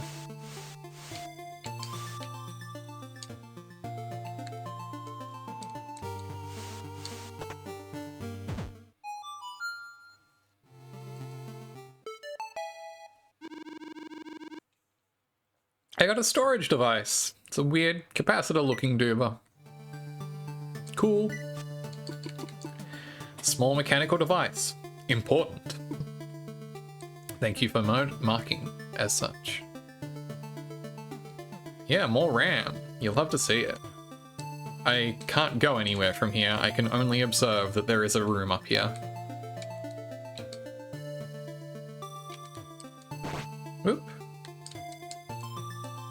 You can see I got 3 experience off that, but it also took off like literally half of my health bar. Please let me carefully escape back to a health point. Even if I don't get XP off these guys at this point, I do still get the occasional bit of gold, so it's worth wandering into them. Even still. Do I want to head up from here? I think I must. Carefully around, you all. Oh, there's a door here, but I don't think I have a key for it. Never mind. Where is the way out that I want to go? Is there another set of stairs other than the ones I used a moment ago? So there were some stairs. Actually, I probably do just want to use those same stairs again, actually. I just forgot. Hey, I think let me out on the other side here, yeah. Wait, hang on. Do I need to chop down that tree. I need to find my axe. Which I've seen around, I just don't recall if I know how to get there. Let me pull up my map. Oh, it's probably up here, isn't it?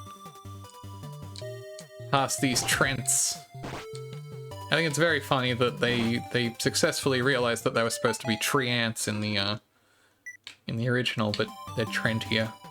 Anyway, I got an axe. Time to go deforest. Or at the very least chop down this one old tree over here.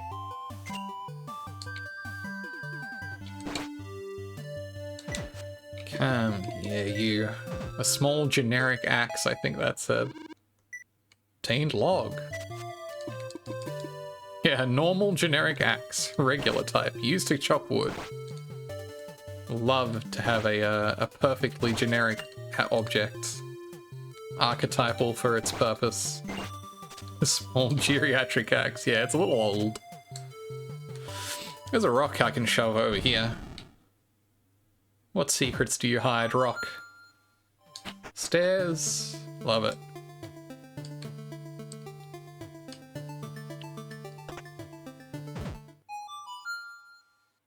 Let me free this guy. And bait him into falling into that whirlpool. And his conveniently platform-shaped head allows me to step over him and grab the earth stone. Thanks, dude.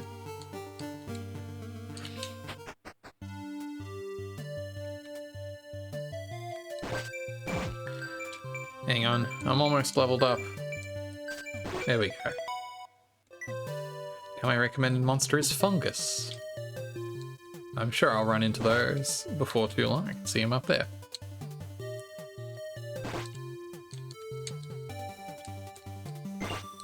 I know around here somewhere there is another carefully obscured tree secret for me to wander through. Aha, just down here. And located behind here, in this mysterious file folder zone, is an E page. E. EXP boost. What a strange looking item. It might come in handy. Let's keep it for now. Skill can now be used from the item menu. Love to use skill. EA Sports. E.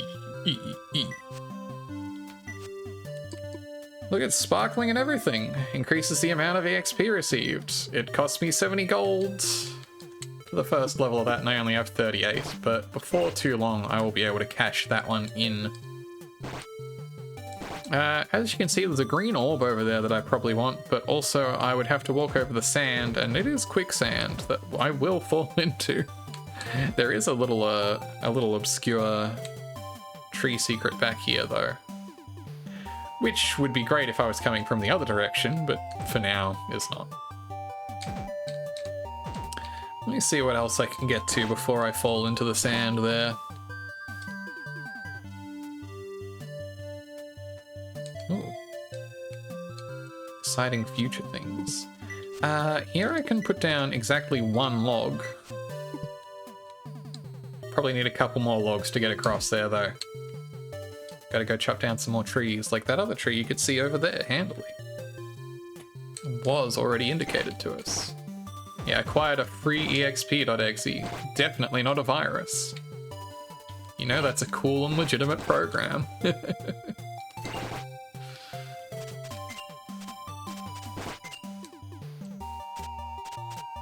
I'm sure it'll be fine.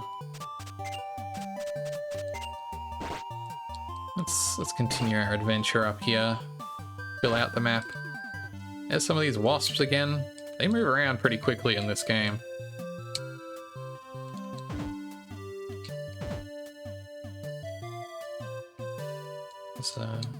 Whoops! I fell into the sand again. Scorpions! Scramble! Fortunately, there's a stairs just up there to get out. Well, while we're down here, let's have a look around. Let's see what we've got. Oops, explore. So here we can see three excitingly, differently... They've got different headgear, I guess. I'm like, what would I describe those as? There's also some kind of cool ring over there. We'd have to fall down there. And these guys, I think we would have to defeat all of. I don't think I'm quite spec'd out enough to take those on at this time. Random basement behind a shrine is a very trustworthy source of files, in your opinion? I mean, yeah, it's a shrine basement. It's not just any random basement. If it's that close to a shrine, it's got to have something going on. How about over here? Well, there's a path that I can walk along. Is that all this takes? I guess there's a little indicator that that follows the same shape as the path on the door. I just tried to point at it again as if that would help any of you all. Obtained Earthstone. Someone needs to rig up a program that lets you just arbitrarily point at a point on your screen. Like, you indicate a point on your screen and it maps that onto your model to get you to point at it. It would be way too much work to do, because you would have to take into configuration. You believe they call those mouse pointers? Yeah, but like full on, like actually getting myself here to reach out and point at a part of the screen. Again, you can see a little smush of sand off the edge there, indicating that you can walk down here. It's fine. But yes, I guess if I really needed to point at something on the screen, I do have a mechanism. I've already forgotten which way around I need these statues to be. It's over here, I think. Yeah. V prongs peak. That's how I remember. Mouse pointer for a cat girl? Exactly. I need to be chasing the mouse. Just add an overlay to my scene. That's my pointing sticker. That would be pretty good. Just move that around as necessary. As you can see, putting these in the correct spot lights them up. Who moved these all around anyway? I have some kind of gold key. Solar key, even. Now that's special. What's the flavor text on that? Has a carving of the sun. Made of gold? Question mark? As you can see, you would think you were stuck here, but no, you can go up or down. There's a nice point to refresh and grind here.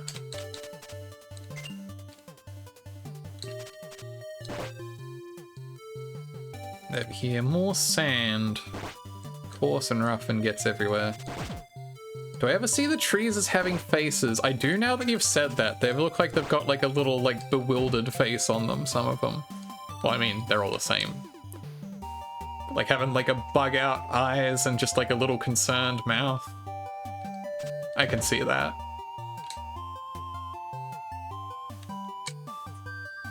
But I had never seen that until you just pointed that out now. Flush cheeks, yeah, absolutely. It is very much like the flushed emoji. Has that energy for sure. Have I been around and explored all this zone, or did I wander away when I realized that I was going to get ganked by wasps? Because that would be the sensible move. Hey, Dramos! I love the little rainbow across the Tramos statues up there. Delightful. Let's be careful not to fall in the sand there this time. Or to run into these wasps. Not ideal. If that well, not statue, but pillar there was down, I could push that in, but... Ah! Oh, that wasp almost took me the hell out. I need to get to somewhere safe. It's reference from game developer? Ah, to Wraith Point. I would really love to replenish my health and not get taken out by a wasp. I'm deathly afraid that one of these wasps is just gonna do that.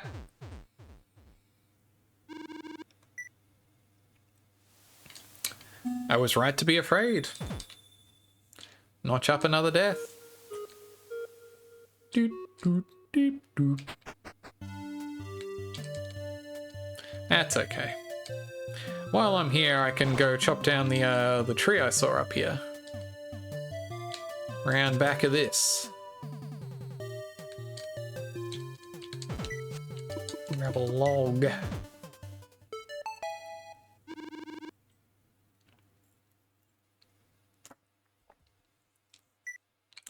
Hooray. I should probably be more mindful of how I'm using my voice at the moment. As I started saying earlier, I've been taking a lot more calls at my job lately. Since I alternate call center. Well, I mean, it's not kind of a call center. I alternate doing call work and form work, depending on, you know, workloads. Traditionally, we'd been pretty much mostly doing form work for a while to try and get on top of that, but now I guess we're on top of that, so it's all calls these last few weeks. So a little bit more strain on my voice than has been. Typically, I don't need to wander up all this spot, although I do have a solar key now, so maybe I should wander all the way up here while I'm thinking about that.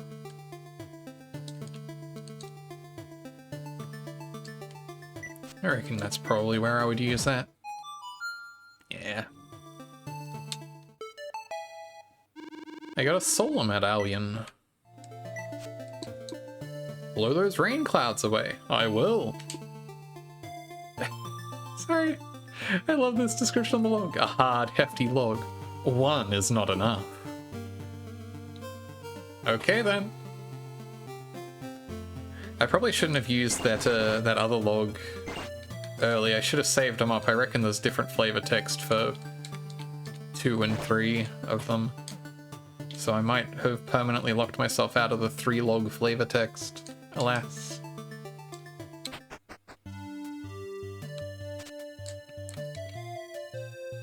Wait, I didn't need to go through there at all.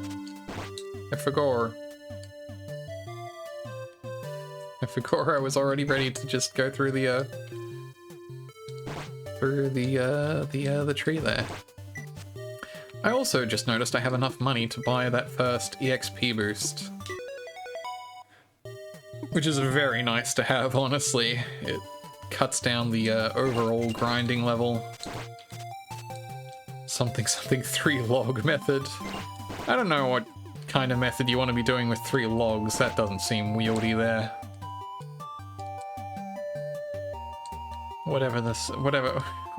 Whatever you're trying to do, I don't know what you need 3 logs for.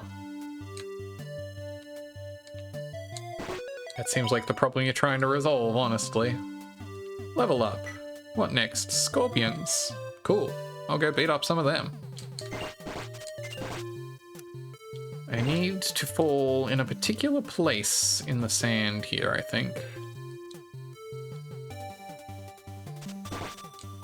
Where would I do that?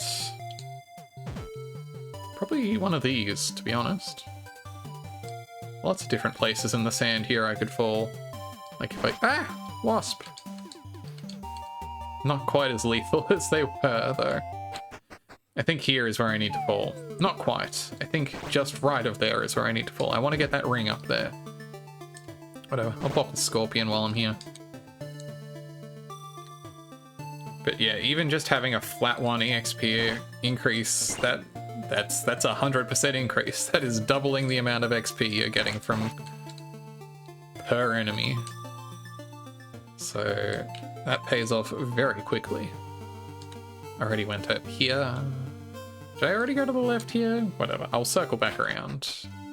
Because I really just want that sword. Not sword, ring. Rings, swords, not actually that similar. Let me get back there. It's down from left here, right? No, maybe? Question mark. Yes, through here.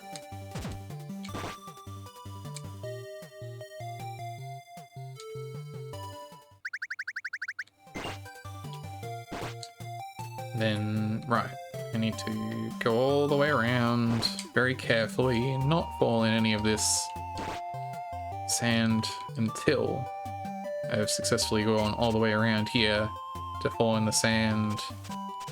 What? Well, that could have been bad, but I got my HP back from leveling up anyway. Now the wasps are recommended to fight. There we go. Obtain the Earth Ring. Oh, you have found the Earth Ring. That will allow you to walk on the scorching desert. I feel like the scorching wasn't the problem as much as the quicksand element of it, but seems handy anyway. So now I'm able to walk across the sand without immediately falling in.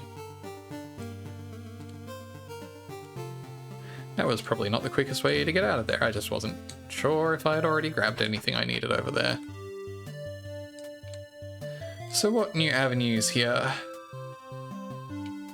User notice. Twitch channel Terathiel does not recommend fighting wasps. In real life, no, I can't recommend it. Not advisable. I do not endorse this course of action. Leave wasps to their own devices where possible.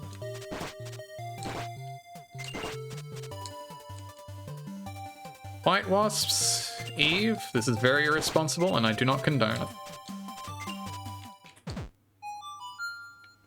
There was a switch underneath the grass, you know, as there often is. They have the power of friendship on their side, which makes them a dangerous enemy. True, you don't want to cross them. This is a good place to grind up gold if you haven't already. Getting mixed signals here, look. Who are you gonna trust? Eve or me? Now, I have been tempted to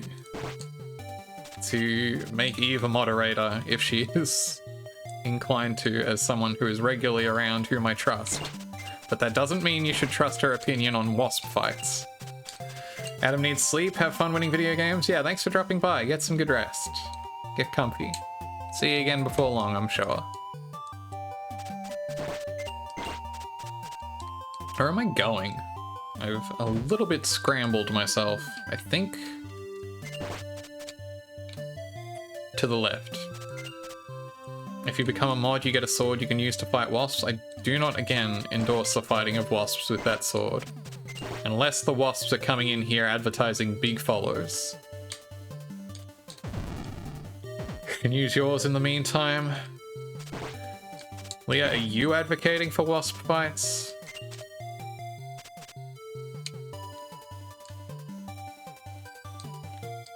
I've been up there. I don't need to go back up there again. It's just a shortcut back to this half of the map. I know you. What do you think? I know that if someone's got to do it, yeah.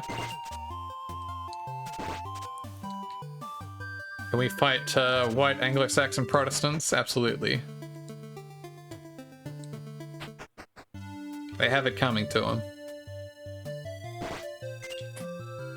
Also, they have much less lethal stings on their side.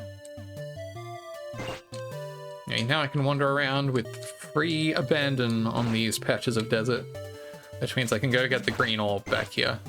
Yeah, it's a moral responsibility to do that one. Nothing can stop me from collecting green orb. Do I have 2 of those now? Sparkles like sunlight? Fits somewhere. Good to know. Do I want to go this way? Sting is on their side. Honestly, yeah. He probably is.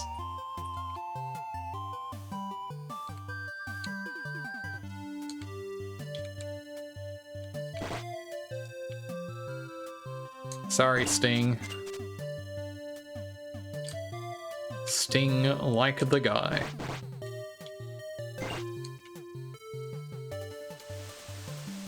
I feel like the last few weeks I keep, every time like Guilty Gear or Tekken comes up, I keep thinking about the comic that's like average BlazBlue character, not BlazBlue, Guilty Gear character versus average Tekken character. Yeah, and the Guilty Gear character's moves are like Unholy Diver and Sting parentheses like the guy. Whereas the Tekken character has moves like, you know, Big Punch, slightly different kind of Big Punch. Energy Fireball, wait, holy shit, why can he do that? He's wearing fucking Wrangler jeans, yeah. Spinning energy disc. That's my understanding that game is a little bit like that. But that's perhaps unfair to the character design of Tekken. I understand it can get a bit more outlandish than that. Also, my recommended monster now is Dramos. I also recommend Dramos. There's another tree down there. How would I get to that tree from here? From this other half of the map that I haven't investigated much. There's 2 bears in there, exactly. There's another one of these little plates and glades down here. 2 separate bears. I really like the look of that new Tekken lady, Reina. She looks really cool. I don't know a damn thing about Tekken, but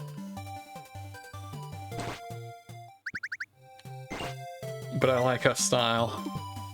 I feel like I need some kind of pickaxe to pick the axe to strike the earth. They're just bears trained in Heihachi style karate for bears, you know. Heihachi bear karate, obviously. I think I need to find that patch of desert where there's like 4, there's a couple of cacti that I need to roll over. I don't remember how to get there, to be quite frank. Not this way. Minimap, come to my rescue. The other thing I did when I was messing with the 3DS version of this game for a potential fan translation before that became completely unnecessary, so I did also dump all the maps out of that game for my own personal reference. Anyway, take that, cacti. Receive plate. I was hoping for something more fun than that, but I'll take it. I guess that's useful, probably.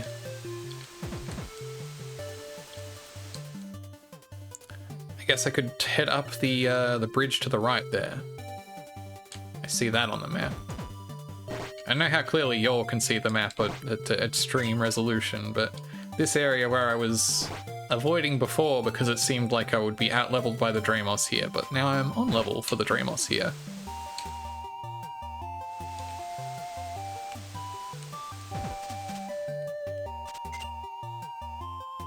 And I can get this log.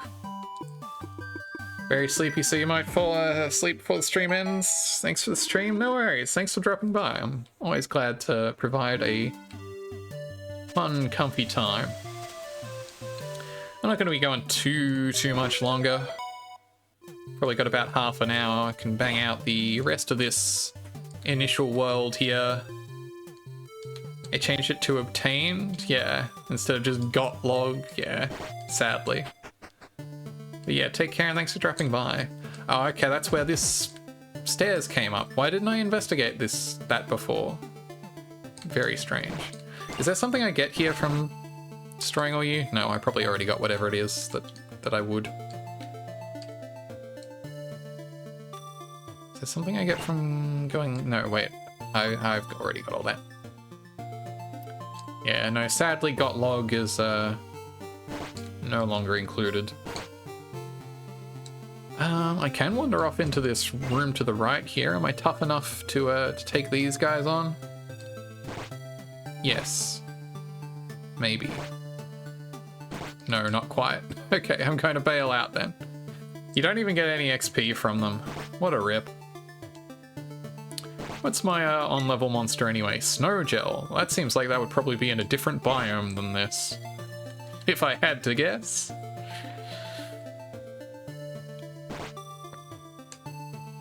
That's okay. We must almost be done here. I think I just need to go deploy the logs to cross the river. One is not enough? Okay, well there's no separate text for 2, sadly. Maybe there isn't for 3 either. What is the fastest road from here back to where I would deploy these logs? Is it to the left here? Left and down? I think it might be.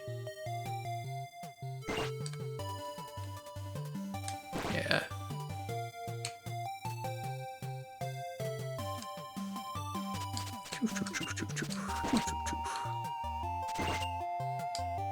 Right, it's across here, is it? No, it's further left.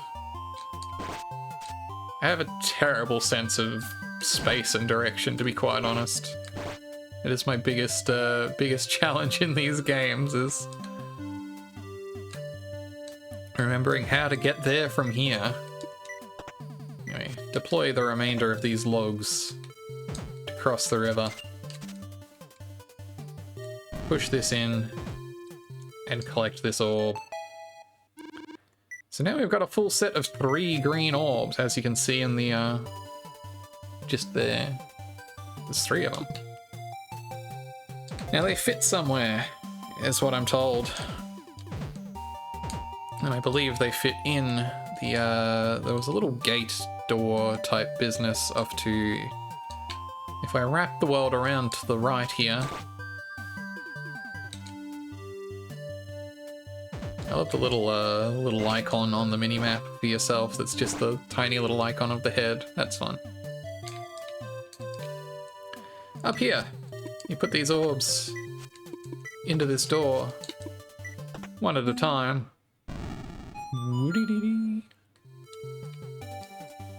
Green orbs, exactly. There's a fairy in there. That's the green fairy. Before we rush to our rescue, we must do something about these monsters, these weird cube guys. Holy shit.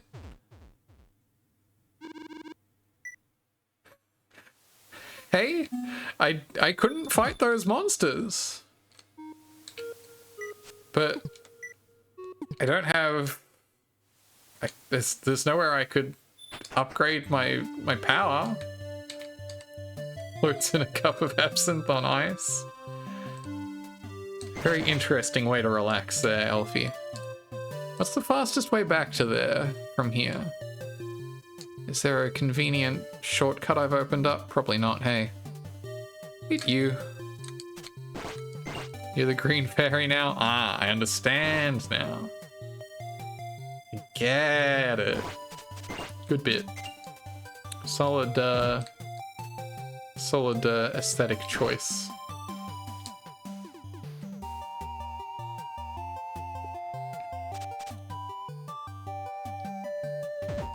I've never tried absinthe and I have no particular desire to. Not because of any of the vastly overstated supposed properties of it, but just because I don't drink anymore. Not much for that kind of hard spirit. Or liqueur.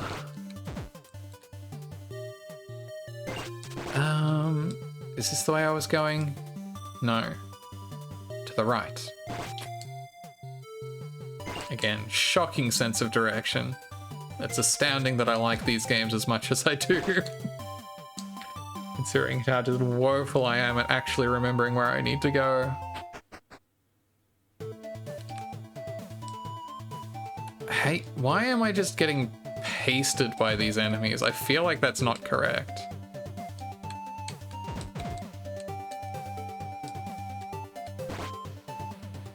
Okay, it isn't correct. Why did that happen?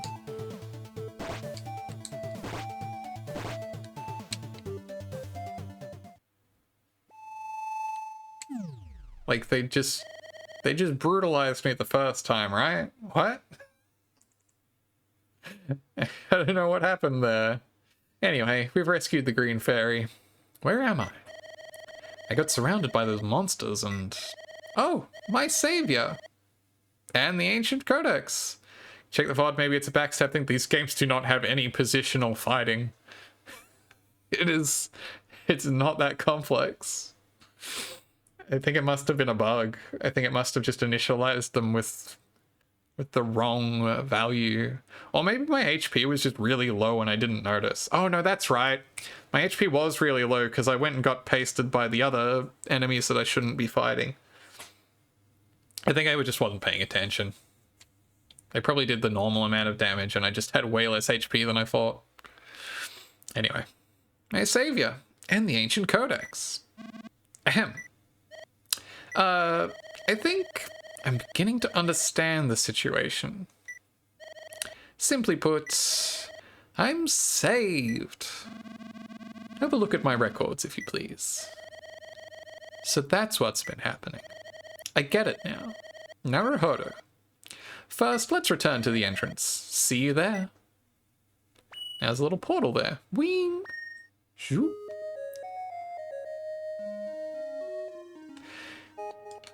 Boop.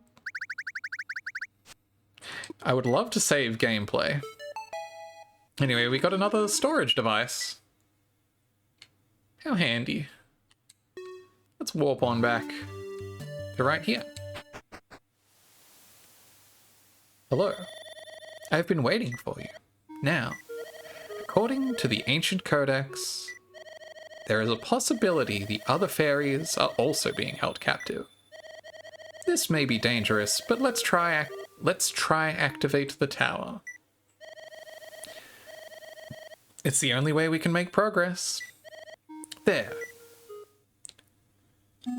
Boom. Tick, tick, tick. Good noises. The tower is activated. Whee! Now you're able to enter the first floor of the tower. To explore the tower freely, you'll need an ID card. When you find one, please bring it back here. Overseer's Tower. Cool. I think I found an ID card. Obtained unregistered ID. Clean, glossy, rectangular card. Love a good clean, glossy, and rectangular card. I can't use it though because it's not registered. What about if I walk in here?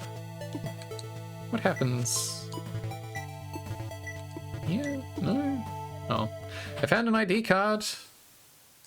Can you help me with that, green fairy? That thing you're holding in your hand. It's an ID card. Thanks, I noticed. To think you would find one so quickly. Now, place the ID card on the device to the left.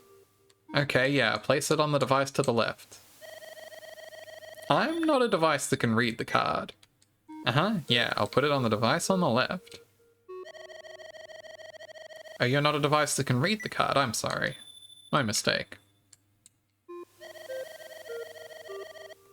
Really? Okay, sorry, I must be a little confused. Oh, alright, I'll help. Only this time. There! Your picture has been printed on the ID card. Now you're able to open doors inside the tower. This tower was made by our master. In other words, it does not originally belong to Fairune. It may even be something detrimental to the world of Fairune. If you ever find any of the other fairies, please try your best to save them. Take care. Yes, obviously you're supposed to put it here where it is clearly marked ID card, but if you bother the fairies enough, they will do it for you anyway. Please, take care. I will, thank you. And now this is lit up. What? A void. I have finally done it. I have created a new Fairune using the Fairune seed. But I only have limited time to stay in this world. For even in this moment, I can feel it trying to reject me. Mean to them? Well, look. You can bully a few little fairies from time to time. Yeah, skip while making Fairune 2. Rough. Has a photograph of someone on it. Has a photograph of us on it. Look, it's only fair, Elfie. The knights in the tower are on guard. They work according to the security system. There is no need to fight them. You will not gain EXP from them either. So while you can defeat these guys, as the ancient codex is pointing out, you mostly want to wait. I know I've been loot bugged. Yeah, just one throw.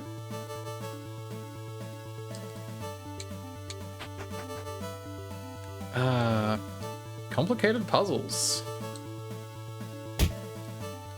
Let me smoosh these over here. I may not be able to fight you properly, but I can run you over with my box.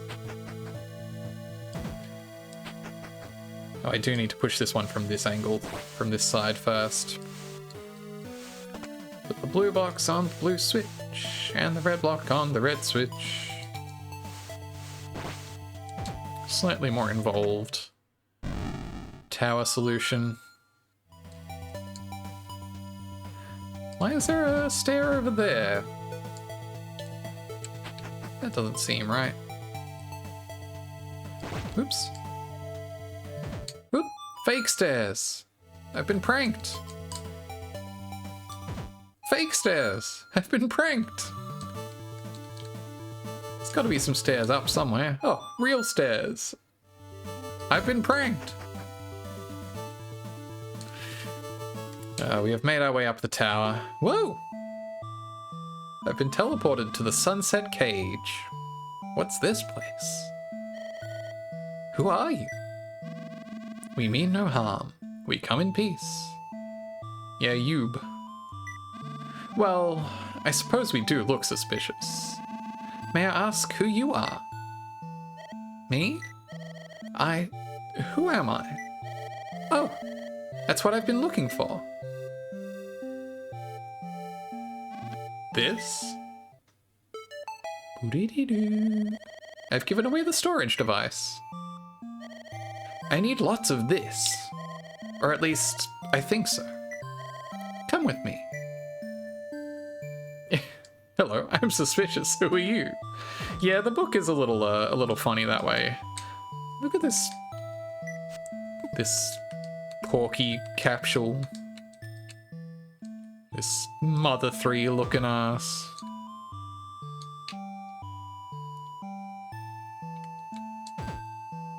Okay, I guess I should deploy these storage units into here. Yes, it fits. If you find any more, please bring them back to me. You can come here anytime through the pillars of light outside. I'm often saying this. But I've never been outside before. How did I know that? Never mind. Amogus. Let me deploy this storage device. And that's all we've got of them for now. Do you have anything more to say to us?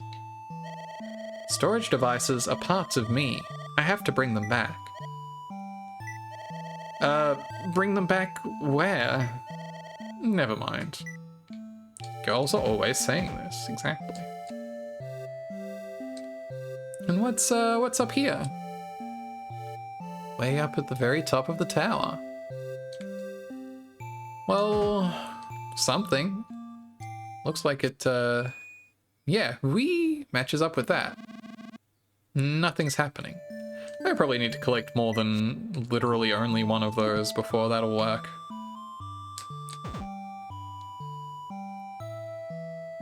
But with our business done here, let's step back into this portal here.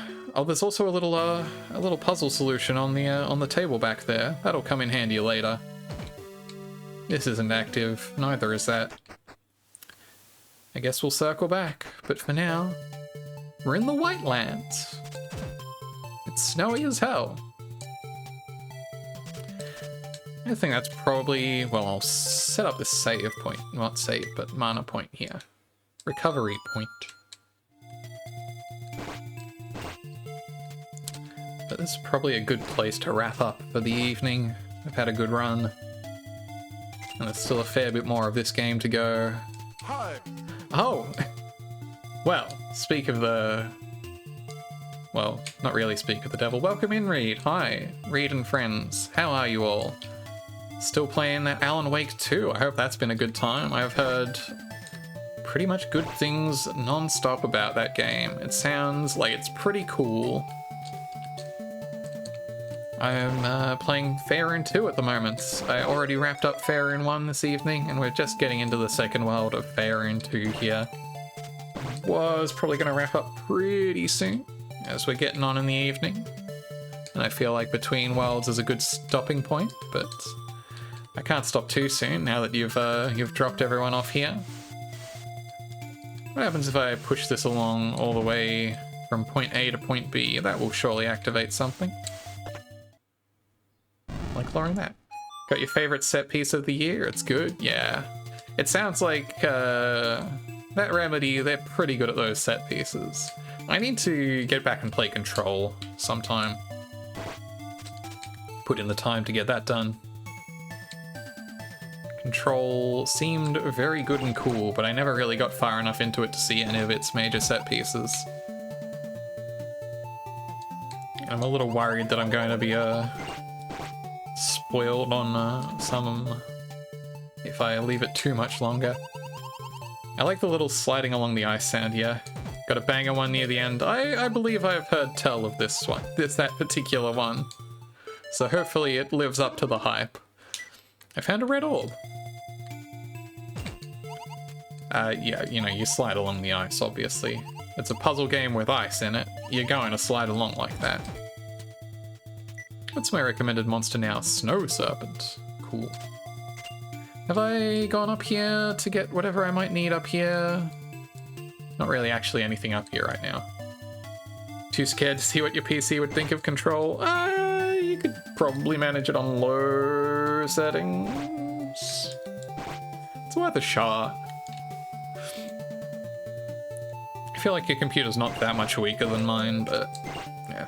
Ice reminds you of how insane Swordcraft Story 2 handled ice. I bet that's good. I think the only way I can go to progress at the moment is the place I knocked down that pillar a moment ago. Which is that if you walk into it at an angle, you will slide along any wall you hit. Cool. I feel like it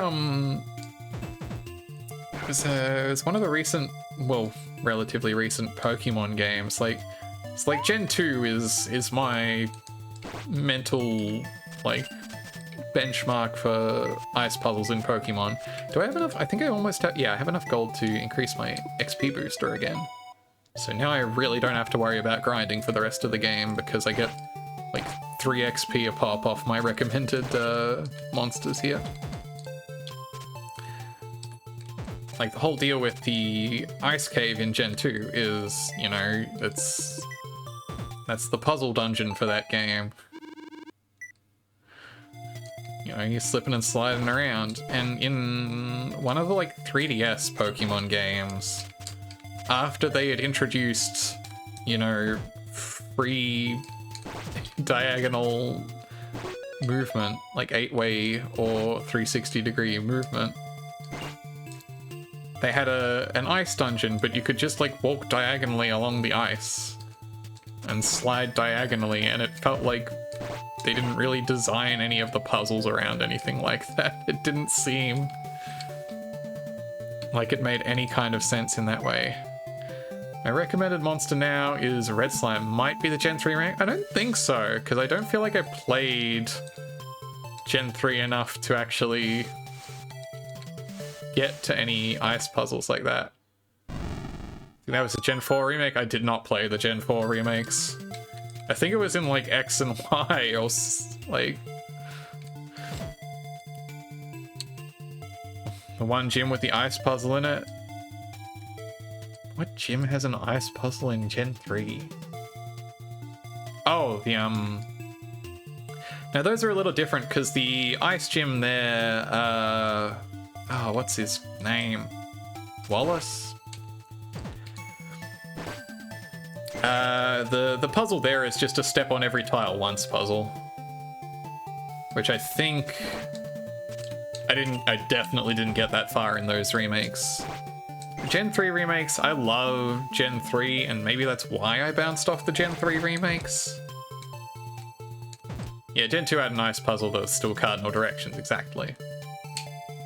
No, I think it was not a remake. I think it was in Gen 6. They had an ice cave puzzle, but it just didn't account. It wasn't in a gym, it was like a cave, I'm pretty sure. It's been a while since I played X and Y. As much as I have a soft spot for those games, I do not feel the need to return. What's in this cave down here? Oh, XY Extremely had a forest. The thing about XY is that it was It felt a little like it was playing the hits at times. Ice Forest? What a concept. Well, I can't really get through to the other half of this cave without being able to get traction on ice. XY is certainly a game that exists. I have been over the years an XY apologist to varying extents. I think people are really down on those games in a way that's like, well, look, I get it. I get that they're, you know, they're a little underbaked, to say the least. Certainly in terms of the plot, it has some dire issues. Like, some of the overarching, like, meta plot is cool, but the main villain plot is totally nonsense. Gen 4 had a cardinal sliding ice puzzle gym, but the remake had a 360 movement and you can just skip over it. Yeah, that's rough. Yeah, the post is like Lysandra either forcing immortality on the player or killing everyone in the building. It's like, I get that you had to make the versions different. I don't understand what you were going for with that. We sliding. Okay, that brings us back here. Okay. I think maybe I should call it before my brain gets too frazzled trying to figure out what's going on in this world at this point in time. I think we've had a pretty good run. I do a little hate to bail so soon after raid. Oh, we'll chat a bit. We'll hash out some of this Pokemon business. Let me roll on over to my comfy scene here. Sword and Shield is just wildly bad writing to the point where it's almost endearingly bad. Sword and Shields is bad in a different way.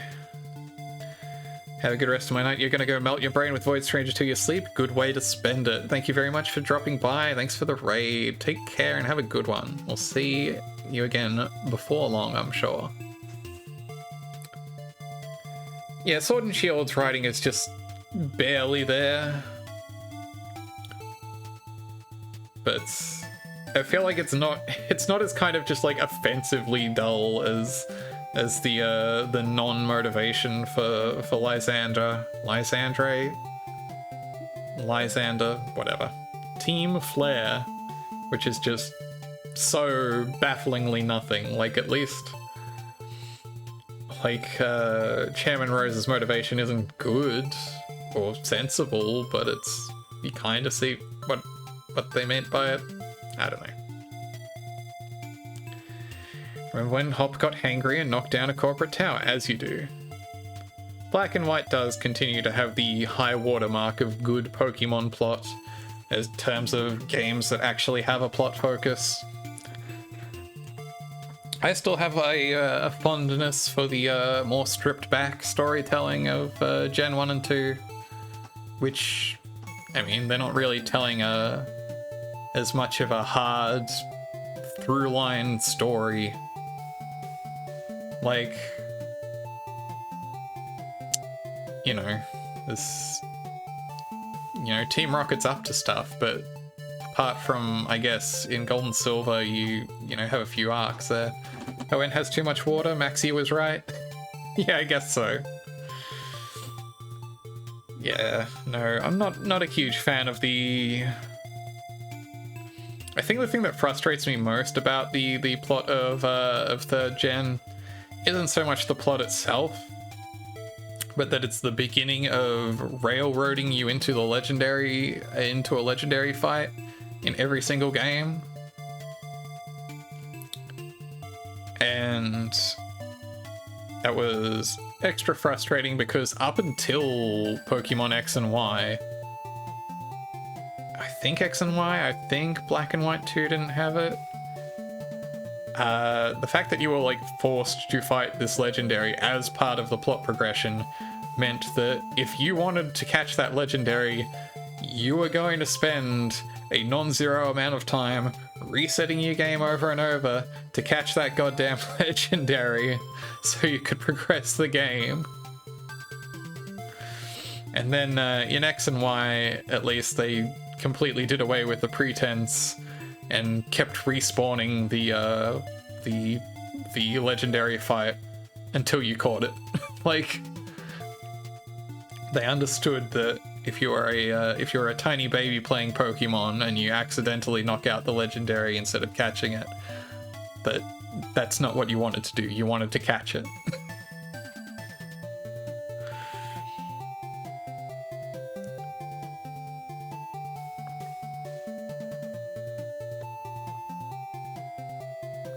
So I was glad that they at least realized that if we're being honest with ourselves, you're just gonna sit there and reset it anyway, so why not cut to the chase? And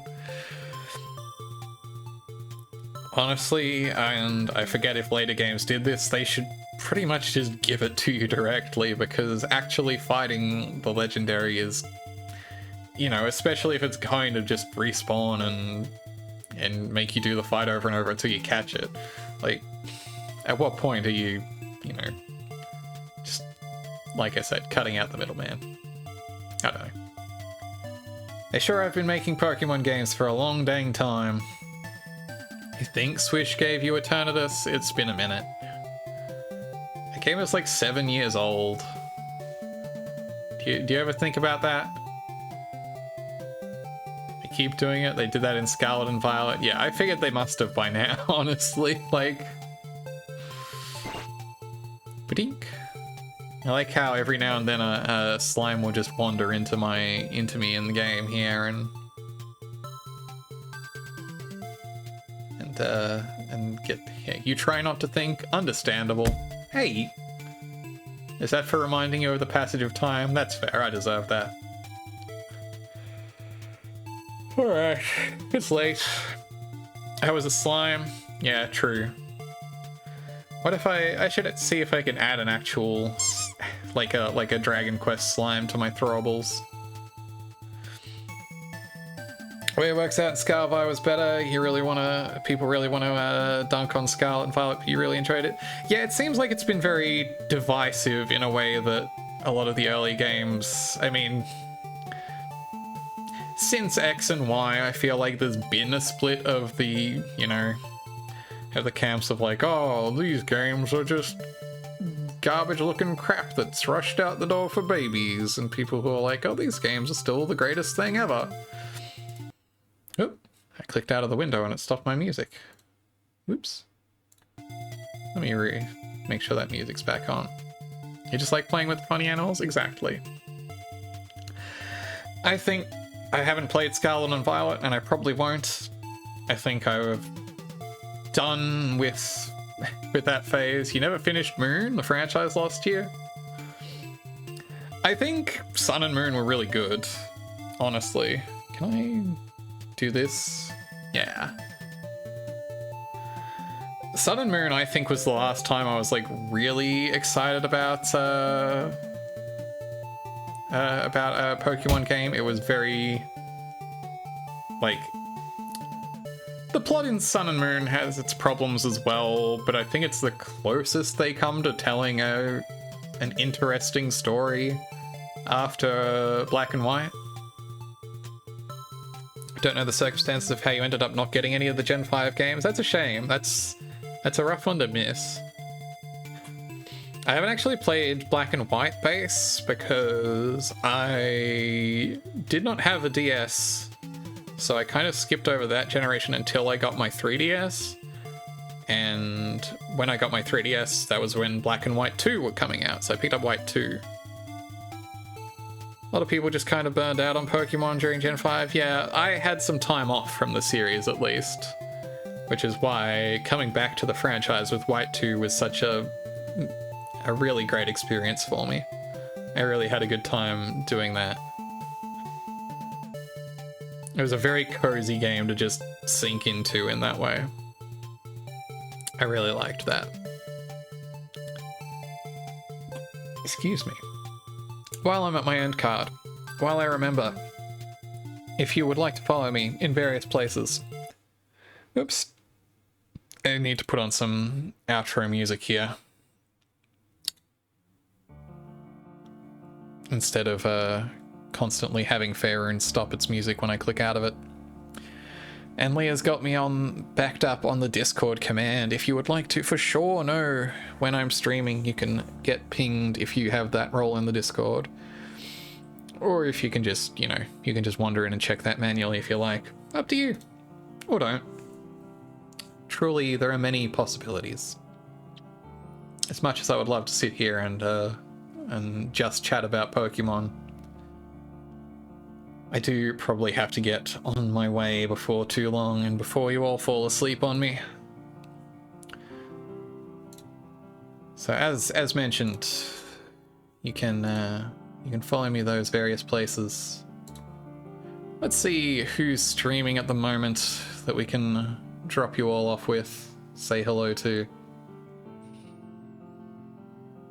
Who have we got? Who have we got? On this fine evening, we have Dot Level seems to have finished her Platformageddon game for the night and is writing up her notes on it. That game was G.I. Joe The Atlantis Factor for the NES. Sounds like a banger. Cool. The Last Seahorse is playing Chrono Trigger, which is always a good time. I do love Chrono Trigger. Classic of video game. Who else we got? We got Holly Heck maybe, who apparently has a hibernating bear hibernating behind her. She's playing Fire Rock, the game of all time. Maybe we should drop in with Holly. She's hasn't been able to stream in a fair while, so hibernating sounds good. Exactly. It's been a while since she's been able to stream regularly, so it's good to see her getting in there again. So let's drop by and say hello to her. Always cool. I like her little live 2D avatar. It has a very particular charm to it that you don't see a lot of. I need to hit this button to get ready to raid and then wait for that timer. Thanks very much for coming out to the stream, everyone. I really appreciate having you all around. Playing comfy games like this. Or playing intense games like later in the week. Hang on. Let me briefly prepare my schedule image in case you haven't seen this one. Here is my schedule for the week ahead. Tomorrow I will be playing a classic 90s Square video game Einhander, which is not an RPG. It is a shmup. It is cool. I have not played very much of it, but I love the idea of it. So that's what's on tomorrow night. Thursday night, as is now tradition, my weekly Link to the Past randomizer run. Gotta get some practice in. Hopefully the seed will be more generous to me than last week's.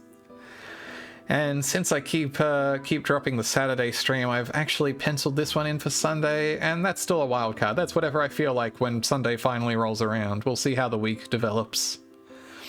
But for now, I'm going to drop you all with Holly Heck maybe. Take care. Thank you very much for coming by. I'll see you all again soon. Have a good one.